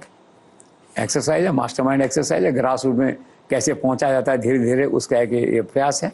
वहाँ पे टूर्नामेंट हुआ, नरेंद्र मोदी का टूर्नामेंट, उसमें सब लोग जुड़े तो नाम तो आता है ना। और ऐसे इलाके में जाएंगे तो पहली बार नाम तो सुनेंगे, भाजपा कोई पार्टी है नॉर्थ ईस्ट में, इधर उधर यहाँ, और ऐसे धीरे धीरे आदमी इन रोड्स बनाता है ना अपनी। It was an another effective PR exercise. Sir, SIR की प्रक्रिया के दौरान 34 लाख मतदाताओं की अपील की सुनवाई ट्रिब्यूनल के सामने है। इसके परिणाम स्वरूप वो लोग वोट नहीं दे पाए, इस पर आप क्या कहेंगे? देखो, ये तो अनफॉर्चुनेट तो है ही। गलती किसी की रही हो, आयोग की रही हो, ब्यूरोक्रेसी की रही हो, ममता के एडमिनिस्ट्रेशन की रही हो। Eight the end of the day जो है 34 लाख लोग -139 वो बाद में अलाउ हो गए थे एट द 11th आवर जो है as a supplementary list by supreme court. तो आप देखिए इतनी बड़ी संख्या में लोग वोट देने से वंचित रह गए। This is unfortunate, it's a lesson for the coming times. और अभी ये मामला खत्म नहीं हुआ है, अब आ जाए कोर्ट कचहरी में लोग फिर जाएंगे लेकर। ये जो 34 लाख लोग हैं, ये 34 में से 139 निकाल दो, 139 अपील में गए और अपना जस्टिस लेके वहाँ से आगे क्या वोट दे सकते हैं। अब ये लोग कैसे, चुनाव तो हो चुके, अब क्या होगा? It is very difficult question before the courts also. तो let's see what finally comes out in this area, but it was really unfortunate. इतनी बड़ी संख्या में लोग वोट देने से वंचित रह गए, गलती चाहे किसी की भी रही हो। जी सर, एक बात बताइए कि ट्रिब्यूनल के अधीन जो 34 लाख जिनका जिक्र भी आप कर भी रहे थे, तो ऐसे लोगों में एक भाग्यशाली व्यक्ति कौन था जिसकी एन मौके पर अपील मंजूर हुई और वो विधायक भी बन गया? एक फरक्का सीट से मोहताब शेख नाम का व्यक्ति बताया गया है, जिसकी फरक्का विधानसभा सीट जो है उसे चुनाव लड़ा। उसका नाम कट गया था चुनाव से पहले, तो वो लकी था और किसी ने एडवाइस किया होगा तो चला गया सुप्रीम कोर्ट में। उसकी तकदीर से सुप्रीम कोर्ट में सुनवाई होगी इंडिविजुअल केस की, दैट वे जो है। और सुप्रीम कोर्ट ने फिर डायरेक्शन दिया कि भी वोटिंग से 2 दिन पहले तक अगर ट्रिब्यूनल क्लियर कर देता है तो हम उसको वोट देने का अधिकार देंगे। लकी था, इसका क्लियर हो गया। क्लियर हो गया तो वोट तो डाला सो डाला, एमएलए और बन गया वहाँ पे उसी सीट से। लक, डेस्टिनी, कोई सोच नहीं सकता। तो एसआईआर का जो वरदान बना सिस्टम में, वो ये व्यक्ति बना जो है। सर, मैंने एक अखबार में पढ़ा कि चुनाव ड्यूटी के दौरान जिन लोगों की ड्यूटी लगी हुई थी उनका नाम भी एसआईआर में कट गया। ये कैसी विडंबना है? ये तो रियल अनफॉर्चुनेट है, जिसे कहना चाहिए it's unbecoming of A system. लेकिन अब चुनाव आयोग के लोग यही कहेंगे कि भाई इनमें से हम जब घर गए थे इनके तो कोई एब्सेंट होगा, कोई शिफ्ट कर गया होगा, कोई कहीं और गया होगा, मौके पे हमको नहीं मिला। ये कहने की बात है, दैट वे जो है। लेकिन गलत है। देखो, जो गलत है सो गलत है। जो लोग चुनाव की ड्यूटी कर रहे हैं बैठ के, उनको आपको वोट का क्लियरेंस नहीं है, तो ऐसी आशा की जानी चाहिए कि ऐसी गलतियां, ऐसी मिस्टेक्स, ऐसे लैप्सेस भविष्य में चुनाव आयोग नहीं होने देगा, ऐसा माना जाना चाहिए, ऐसी आशा की जानी चाहिए। सर, क्या आप इस आकलन से सहमत है कि एसआईआर के इस पूरे प्रोसेस में अगर नुकसान हुआ तो टीएमसी का हुआ? दूसरा, ये छापा वोटर्स का इशू क्या है? How would you like to conclude this entire issue? TMC का मानना ये है कि उसे नुकसान हुआ है, चाहे वो छापा वोट के कारण हुआ हो। एक तरह से टोटल सिचुएशन इसमें ये एसआईआर की जो है कि टोटल 90,83,000 वोट कटे। 91 मान लेते हैं हम काउंटिंग के हिसाब से, ठीक है। उसमें 58 लाख वोट थे जो कटे, तो अपील में कोई व्यक्ति आया नहीं, तो जो 3 कैटेगरीज हैं कि शिफ्ट हो गए, मृत्यु हो गई, डुप्लीकेट थे, लोग सामने नहीं आए, जो भी कारण था, 58 लाख लोग जो है ना पहले चरण में कट गए, वापस नहीं आया कोई अपील करने। फिर उसके बाद में 5 लाख और कट गए, कोई अपील करने नहीं आया। 63 लाख लोग कट गए इसके अंदर, बाकी रह गए 37 लाख। अब उनका कहना ये है टीएमसी का कि ये जो 63 लाख लोग जो कटे हैं ये हमारे वोट थे, इनको अनड्यूली काट दिया गया है। इसे भाजपा वालों का कहना ये कि नो, ये छापा वोट थे, ये वो वोट थे जो आदमी कोई वोट डालने आता ही नहीं था। टीएमसी के लोग ही ठप्पा लगा देते थे दोपहर को पोलिंग बूथ में बैठ करके। भाजपा कहना ये कि 63 लाख जो छापा वोट थे ये कट गए एक तरह से जो है, तो इसके कारण से टीएमसी वाले चिल्ला रहे हैं या विरोध कर रहे हैं दैट वे। और टीएमसी वाले मन में जानते हैं कि भाई ये 63 लाख लोग थे, चलो आधे तो होंगे हमारे, या 25 लाख होंगे, 30 लाख होंगे, क्योंकि टोटल जो गैप है दोनों पार्टियों के बीच में जीत हार का वो 32 लाख का है। तो टीएमसी की थ्योरी ये है कि अगर ये 63 लाख वोट नहीं कटे होते तो आधे भी हमें मिलते तो हम चुनाव जीत जाते। एक तो ये इसका। अब सवाल रह गया बाकी 34 का, मैंने बताया आपसे। अब 34 में क्या, इनिशियली तो 27 थे, बाद में ये जो 63 लोग थे 7 लाख इसमें से भी वापस अपील में चले गए। तो आज की तारीख में क्या है कि 63 लाख वोट कट गए, एक वो अपनी जगह है, इस 63 में से 7 लाख लोग वापस अपील में आ गए, तो 27 + 7 = 34 लाख लोग आज अपील में खड़े हुए हैं, -139 जिसको रिलीफ मिल गया वहां पे जो है दैट वे जो है। अब इनका क्या होगा, 34 लाख -139 का जितना भी है ये, इनका क्या होगा आगे। लोकतंत्र में ये तो हुआ है ना कि ये वोट देने से वंचित रह गए तो ये कोर्ट कचहरी जाएंगे, कोर्ट क्या व्यू लेगा, ये अपील में जाएंगे कि नहीं जाएंगे, this is to be seen. लेकिन इशू कॉम्प्लिकेटेड है और इन लोगों की बात अपनी जगह खड़ी हुई है कि ये जो 34 लाख लोग हैं इनका नेक्स्ट स्टेप अप क्या होगा कि नहीं होगा। सर, सुप्रीम कोर्ट ने पिछले दिनों ये कहा था कि बंगाल चुनाव में जिन सीटों पर हार जीत का अंतर एसआईआर में कटे वोटों से कम होगा उन पर सुप्रीम कोर्ट हस्तक्षेप करेगा। अभी इस श्रेणी में आई है 47 सीट्स, तो अब क्या करेगा सुप्रीम कोर्ट? नेचुरली कहा था उन्होंने, पर इस बार क्या है, ट्रेजेडी को या कोइंसिडेंस को कि 26 सीटें बीजेपी की हैं तो 21 सीटें टीएमसी की भी हैं। तो अगर ये सारा मामला रीओपन होता है तो दोनों को नुकसान हो सकता है उसमें। तो कोई बड़ी बात नहीं कि दोनों पार्टियां जाएं नहीं सुप्रीम कोर्ट में उस डायरेक्शन के कवर में या उस डायरेक्शन की आड़ में। अगर उल्टा होता, मान लो अगर बीजेपी की सारी होती है तो टीएमसी वाले चले जाते हैं वहां पे जाए। अब क्या 6 सीट का 5 सीट का अंतर है, 26 और 21 का, तो 5 सीट के लिए मुझे नहीं लगता कि कोर्ट का दरवाजा खटखटाएगा जाके और फिर कोर्ट भी उसको उतनी तवज्जो देगा। तो I think this wish is over now. Sir, आखिर कब तक खत्म होगी एसआईआर की ये पूरी प्रक्रिया? पूरी में देखो 10 + 3 10 राज्य और 3 केंद्र शासित प्रदेश इनमें हो चुकी है। टोटल 99 करोड़ वोटर हैं, 60 करोड़ वोटर इसमें कवर हो चुके हैं। अब बाकी जो बचे हैं इसके अंदर जो हैं वो 17 राज्य हैं और कुछ 5-1 केंद्र शासित प्रदेश बचे हैं इस एक्सरसाइज में आने के लिए, उनका भी हो जाएगा। कुल मिला के अभी तक है 6 करोड़ वोट कट चुके हैं अभी तक जो है। 2 करोड़ अकेले यूपी में कटे, 91 बांग्ला में कटे थे। तो एक्सरसाइज होने वाली कंप्लीट मेरे ख्याल से 6-8 महीने में, maximum in a year I think it should be over. Sir, election sweep करने के बाद अब क्या क्या चुनौतियां होंगी भाजपा सरकार के सामने पश्चिम बंगाल? बड़ी चुनौतियां हैं, देखिए हर नई सरकार के सामने होती हैं। सबसे बड़ी चुनौती ये होती है कि expectations are the tragedy of life, promises are the tragedy of life. जो चुनाव में आदमी प्रॉमिस करता है उसको पूरा करना पड़ता है। तो सबसे पहली चुनौती इसमें यह है कि to maintain law and order, to create confidence in the mind of the common man कि you are safe, the state is safe. कल जो गोली कांड हो गया तो उससे इस कॉन्फिडेंस को धक्का लगा एक बार वापस नए सिरे से। तो पहली प्रायोरिटी, पहला चैलेंज स्टेट का ये to maintain a proper and full proof law and order on Calcutta roads and all West Bengal roads and streets. पहली बात तो उसमें ये आ गई उसमें जो है। दूसरा फिर उसमें है कि आपने 3,000 रुपये पर महिला को देने का कहा है, चुनाव में कहते हैं 72,000 करोड़ रुपए हर साल के चाहिए, आपको बजट करना पड़ेगा इसके लिए। फिर कहा गया था, अमित शाह ने कहा था 45 दिन के अंदर 7वां वेतन आयोग कर्मचारियों को जो है उसका साल का खर्चा 20,000 करोड़ रुपए, 10,000 करोड़ रुपए डीए के अलग पेंडिंग पड़े हुए हैं, तो 30,000 करोड़ रुपए आपको उसमें चाहिए दैट वे जो है। फिर कहा था कि भी ये घुसपैठिए बाहर निकालेंगे तो मैकेनिज्म बनाना पड़ेगा, घुसपैठिए बाहर निकालने पड़ेंगे सारे वेस्ट बंगाल से। लंबा प्रोसेस है, लेकिन प्रोसेस तो चालू करना पड़ेगा। और फिर डेवलपमेंट के चैलेंजेस, डेवलपमेंट की बातें हैं, तो इस तरह से हैं ये सारा जो है। सर, क्या बंगाल के ऐतिहासिक परिणामों का 2027 में उत्तर प्रदेश सहित 6 राज्यों में आने वाले नतीजों पर भी इसका असर पड़ता हुआ नजर आएगा, और साथ ही 2029 के लोकसभा चुनावों पर इसका क्या असर? 7 पे तो असर है ही 2027 में, और शायद 6-7 राज्यों के और चुनाव हैं 2028 में, राजस्थान, मध्य प्रदेश, इनको मिलाकर के। तो this result will be A moral booster for everybody. और 2029 का तो किसी को चाहिए, नरेंद्र मोदी हैं उनके पास में। तो जैसे फिल्म में डायलॉग था ना कि मेरे पास माँ है, भाजपा के पास का नरेंद्र मोदी हैं, टॉपिक एंड्स। चाहे 29 हो चाहे 34, जब तक फिट हैं वैसे लड़ते रहेंगे, ऐसे जीतते रहेंगे, that will. But this election result will be A moral booster, this can be set.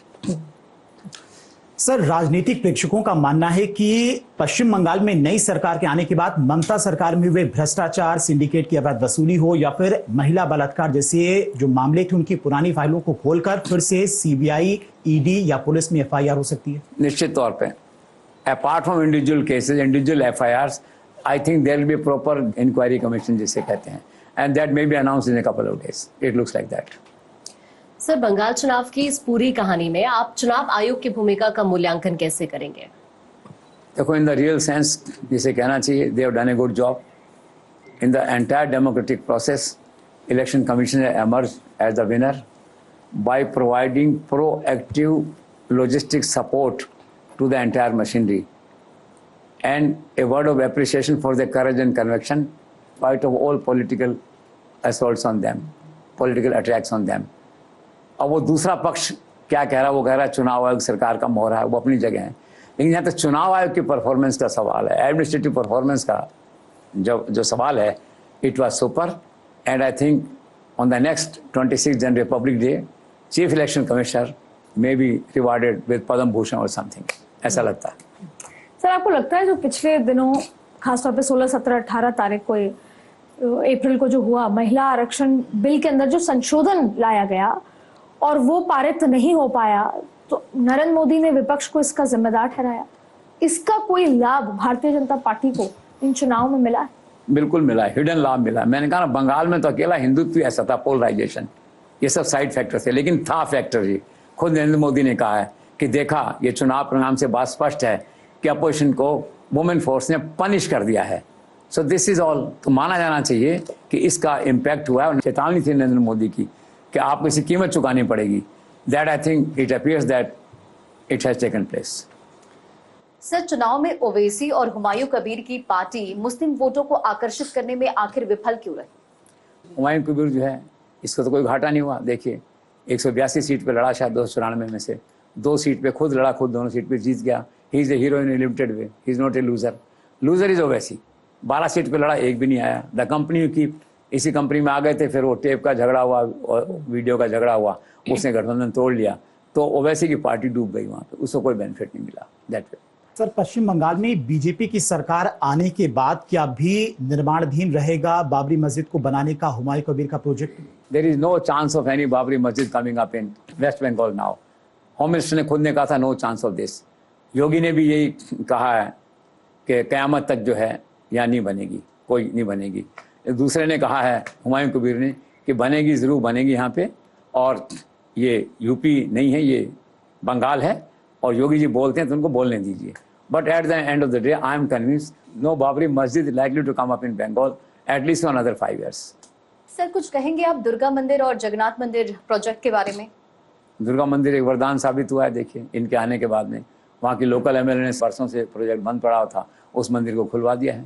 और दूसरा मंदिर जो आप बता रही हैं, तो सरकार टेकअप कर रही है, बहुत बड़ा उसको प्रोजेक्ट के रूप में बना रहे हैं, और मेरे ख्याल से 500-700 करोड़ रुपये लगेंगे उसमें।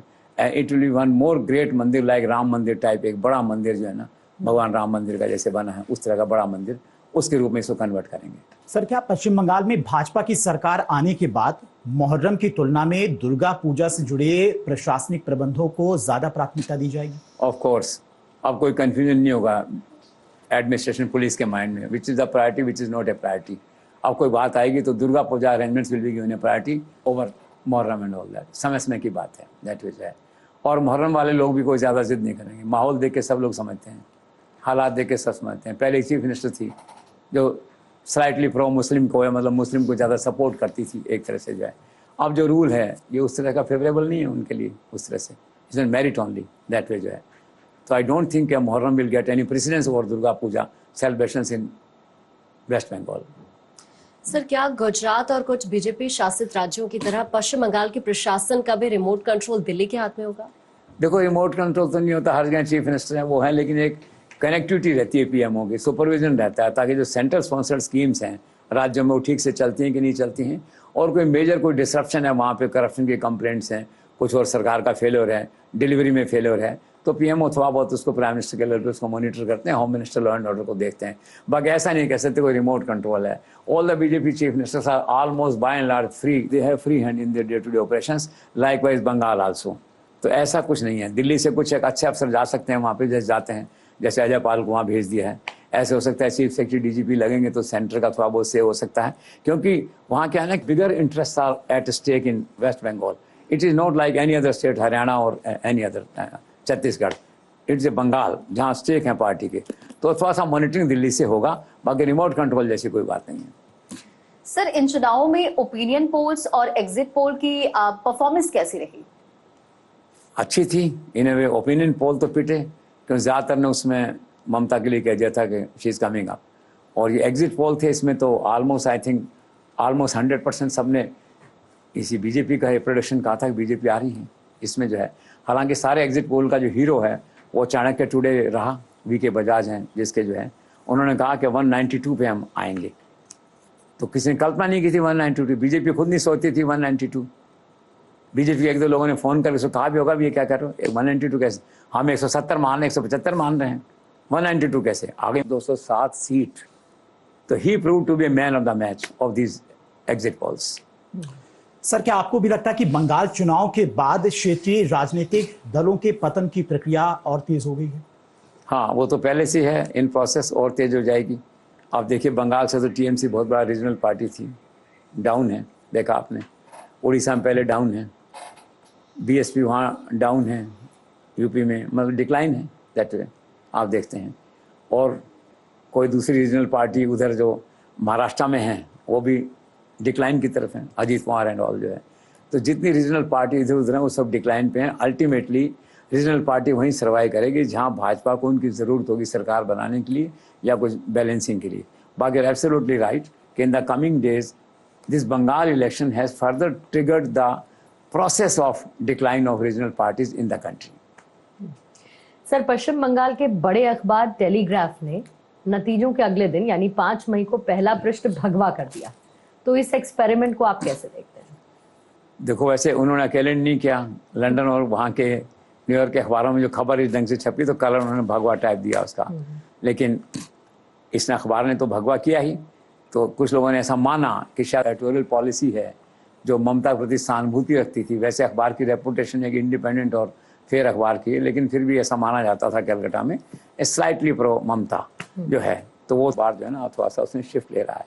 और फिर अगले दिन हेडिंग लगाया उन्होंने, madam this is what looks like rejection, एक हेडलाइन लगाई। नेक्स्ट डे जो है तो इन दो घटनाओं को जोड़ के देखा तो ऐसा लगता है कि वो भी इंसान हैं, वो भी भारत में रहते हैं।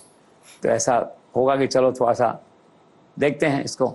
ग्राउंड रियलिटी तो है नहीं कि नाउ सैफरन भगवा इज ग्राउंड रियलिटी, और वो स्वतंत्र और निष्पक्ष है अखबार। तो स्वतंत्र निष्पक्ष है तो उसको भाजपा को तो करना ही पड़ेगा ना प्रोजेक्ट आज, या उसको प्राथमिकता देनी पड़ेगी। तो इसलिए ये नहीं कहा जा सकता कि उनकी पॉलिसी में शिफ्ट ले रहे हैं, they are getting more practical we can say. Sir, Hemant Biswa Sharma की जो जीत हासिल हुई है, इस जीत को आप कैसे देखते हैं सर असम में?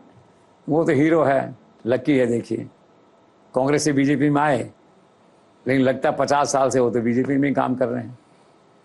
ही is close to prime minister as well as close to Amit Shah as well as close to system जो है।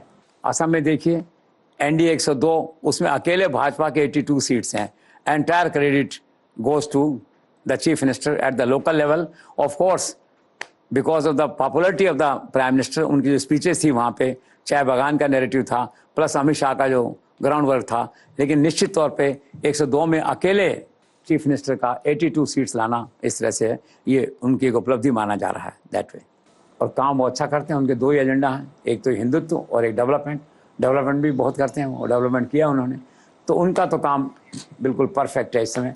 I think most comfortable chief minister in the country among all BJP states is only Hemant Biswa eight the moment, and he is not only chief minister Assam, he is practically the chief minister all 7 north east states also.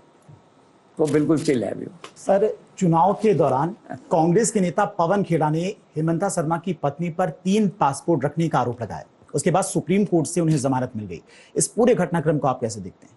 It's really unfortunate, it should not have happen for any of the sides, लेकिन हुआ सो हुआ। Eight the end of the day अब पवन खेड़ा को जमानत मिल गई है और one learns bye experience only.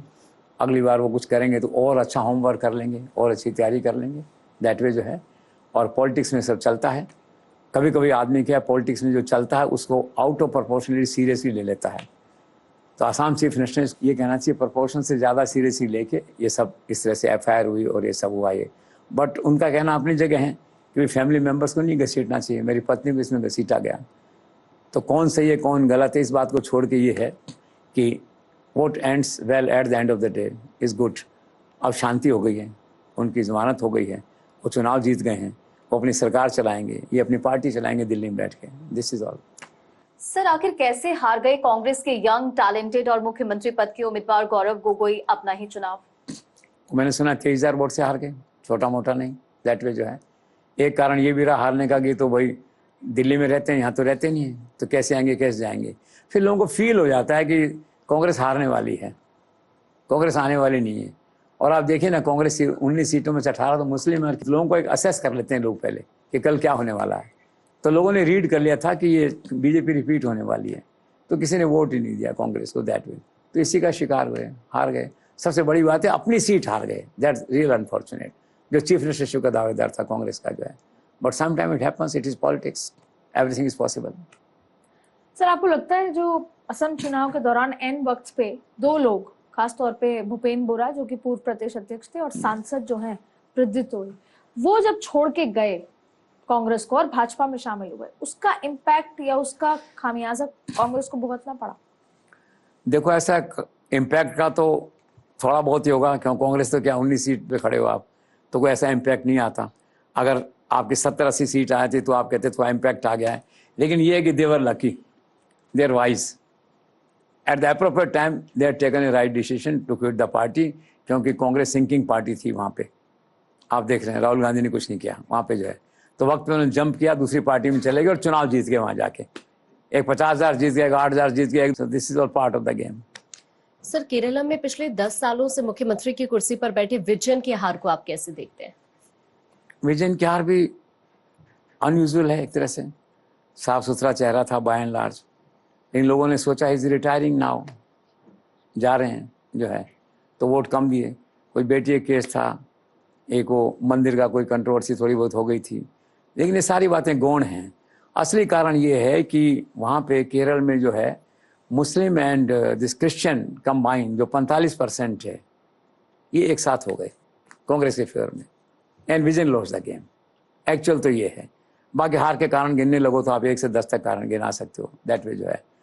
He is a good man normally comparatively person, लेकिन खुद को नहीं हारना चाहिए था, ये थोड़ा सा ज़्यादा हो गया। मतलब जो है कि खुद की हारने की उम्मीद नहीं थी, पार्टी हार गई कोई बात नहीं, दैट वे जो है। खुद हार गए तो is something extra, it needs to be looked into.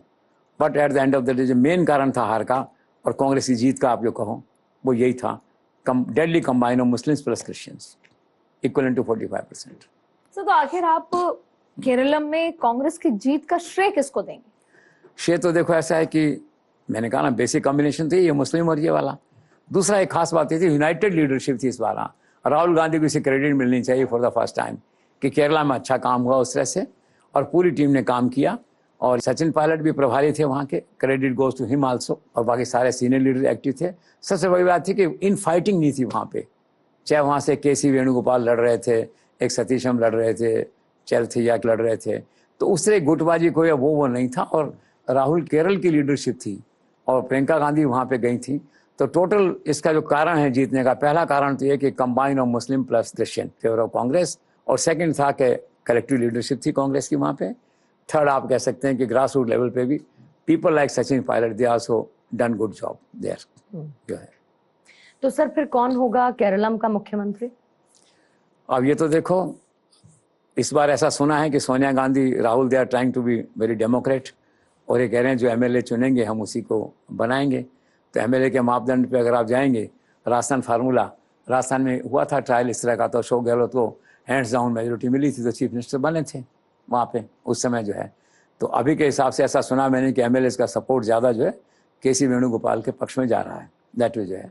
तो अगर वहाँ पे हेड काउंटिंग होगा ऐसा सुना मैंने, दैट्स समथिंग वेरी गुड।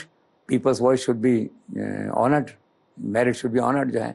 तो ऐसा लगता है कि राहुल गांधी और सोनिया गांधी के इनडायरेक्ट सपोर्ट से, मोरल बूस्टर सपोर्ट से और प्लस एमएलए के सपोर्ट से जो है by and large he might emerge as a front runner. विधायक दल की बैठक होगी उसके अंदर जो है। अब सेकंड सवाल, लोगों को ये चिंता है कि कंसर्न है, खुशी भी है गम भी है। खुशी उन लोगों को यहाँ एआईसीसी में जो लोग जिनकी केसीसी नहीं पड़ती है, दूसरा ग्रुप है कह रहे चला जाओ भाई चीफ मिनिस्टर बनो, तुम भी खुश हम भी खुश जो है ये। और गम उन थोड़ा सा उन लोगों को है, हर आदमी की अपनी कोठरी बनती है, ग्रुप बन जाता है। तो एआईसीसी उनके भी अपने कुछ पसंद के लोग हैं, वो थोड़ा सा अपने आप को मतलब अनाथ तो नहीं कहना चाहिए, थोड़ा सा डीरेल्ड महसूस करेंगे इस नए सेटअप में। राहुल तक पहुंचने का रास्ता थे केसी, अब नया रास्ता ढूंढना पड़ेगा। फिर सवाल ये आएगा who should replace KC, is in very important position. तो according to all available indications I think Ashok Gehlot may be asked to take over this responsibility. पहले तो पार्टी का अध्यक्ष बनने का उनको ऑफर दे दिया था, लेकिन डेस्टिनी में नहीं था। उनको अच्छा लगा जयपुर में रहना, चीफ मिनिस्ट्री करना, तो उन्होंने उस पर डिक्लाइन किया और वो चीफ मिनिस्टर है वहाँ पे। बट आई थिंक नाउ शायद अशोक गहलोत की जन्मपत्री कह रही होगी कि अब चलो भाई दिल्ली आना है, केसी की जगह बैठना है और फिर इंडी गठबंधन को रिवाइव करना, ममता को साथ लेके और सबको साथ लेके। Let's see what finally comes out. Sir, Paschim Bengal, Assam और तमिलनाडु चुनाव में कहां स्टैंड कर रही है कांग्रेस पार्टी? और सर, मैंने ये भी सुना है कि ममता बनर्जी की हार से कांग्रेस पार्टी और राहुल गांधी खुश हैं। ये तो ऐसे ही खुश हैं, मतलब बेगानी शादी में अब्दुल्ला दीवाना एक तरह से। अरे आप अपने घर को देखो यार, वो तो संभल नहीं रहा।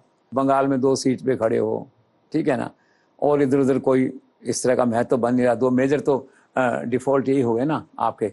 तमिलनाडु में 5 सीट आई हैं, 28 लड़े थे उसमें से 5 सीट आई हैं। Tamil Nadu is okay, but Assam is poor. केवल मुस्लिम उम्मीदवार जीते हैं आपके, आप 19 पे खड़े हो वहाँ पे जो है। तो आप अपने घर को ठीक करो यार, दूसरे घर में कोई डूब गया उस पर क्या खुशी मना रहे हो? इसलिए मैंने कहा बेगानी शादी में अब्दुल्ला दीवाना, दैट इज है। तो कोई इसका मतलब नहीं है। Congress performance continues to be poor in this election also, except their dramatic win or their expected win in Kerala. In Kerala, they deserve a vote of appreciation कि एक सरकार उन्होंने बड़े स्टेट की बना ली, ये अप्रिसिएशन है उनका। बाकी जगह पुअर है। सर, तमिलनाडु और केरल में बीजेपी की परफॉर्मेंस को आप कैसे देखते हैं? केरल में 115 में लड़े तो 3 जीते, तमिलनाडु में 22 पे लड़े और 1 जीता। बीजेपी का ये था कि केरल में कम से कम 3 लोग उसके जीते, एक आधार बना, एक मोरल बूस्टर है उनके लिए। और जो लोग जीते हैं वहाँ केरल में उनके, वो सब बड़े इंपॉर्टेंट लोग हैं। उसमें राजीव चंद्रशेखर हैं, वी मुरलीधरन हैं, बी गोप कुमार हैं, ये सारे पिलर्स हैं बीजेपी के केरला में।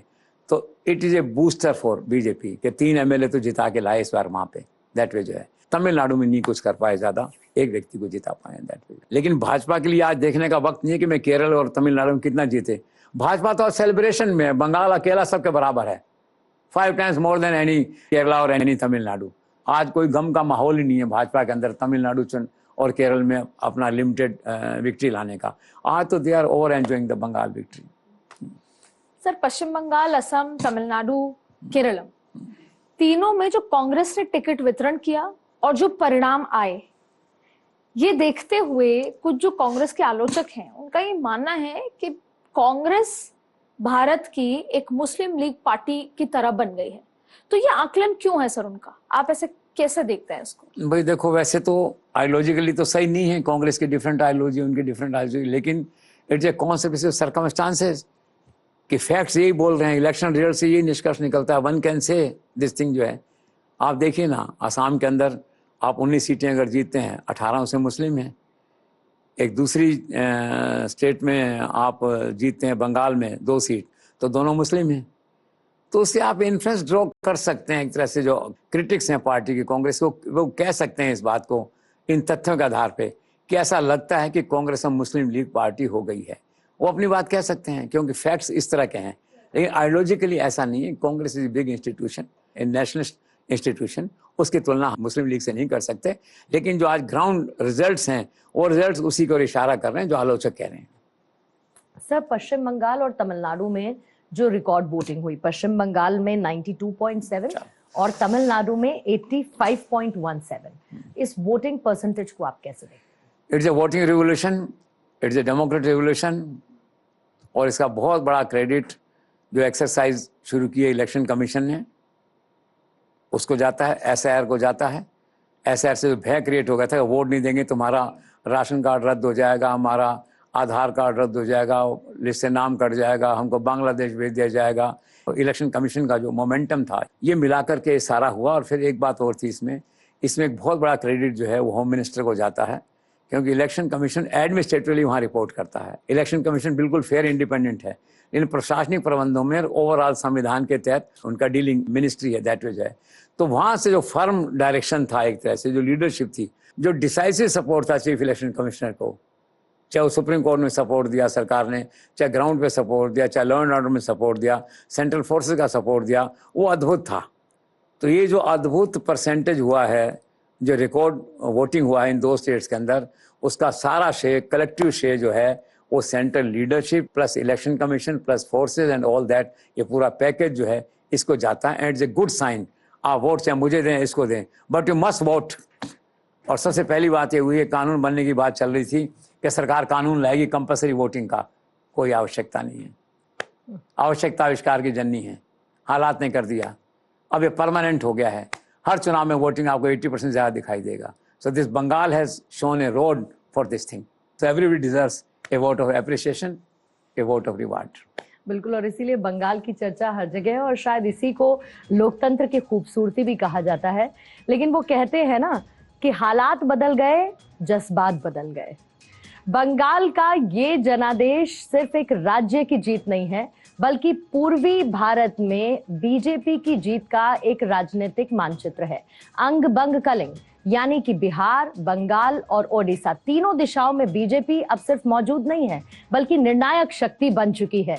जिस पूर्वी भारत को कभी बीजेपी की कमजोर कड़ी माना जाता था, आज वही मोदी शाह की रणनीति ने भगवा विस्तार का सबसे बड़ा मॉडल खड़ा कर दिया है। मानना होगा, जोड़ी हो तो ऐसी। मोदी शाह की आक्रामक रणनीति, इन सब ने मिलकर पूर्वी भारत में बीजेपी की राजनीति का रंग भगवा कर दिया। और अब नजर 2027 के चुनाव पर।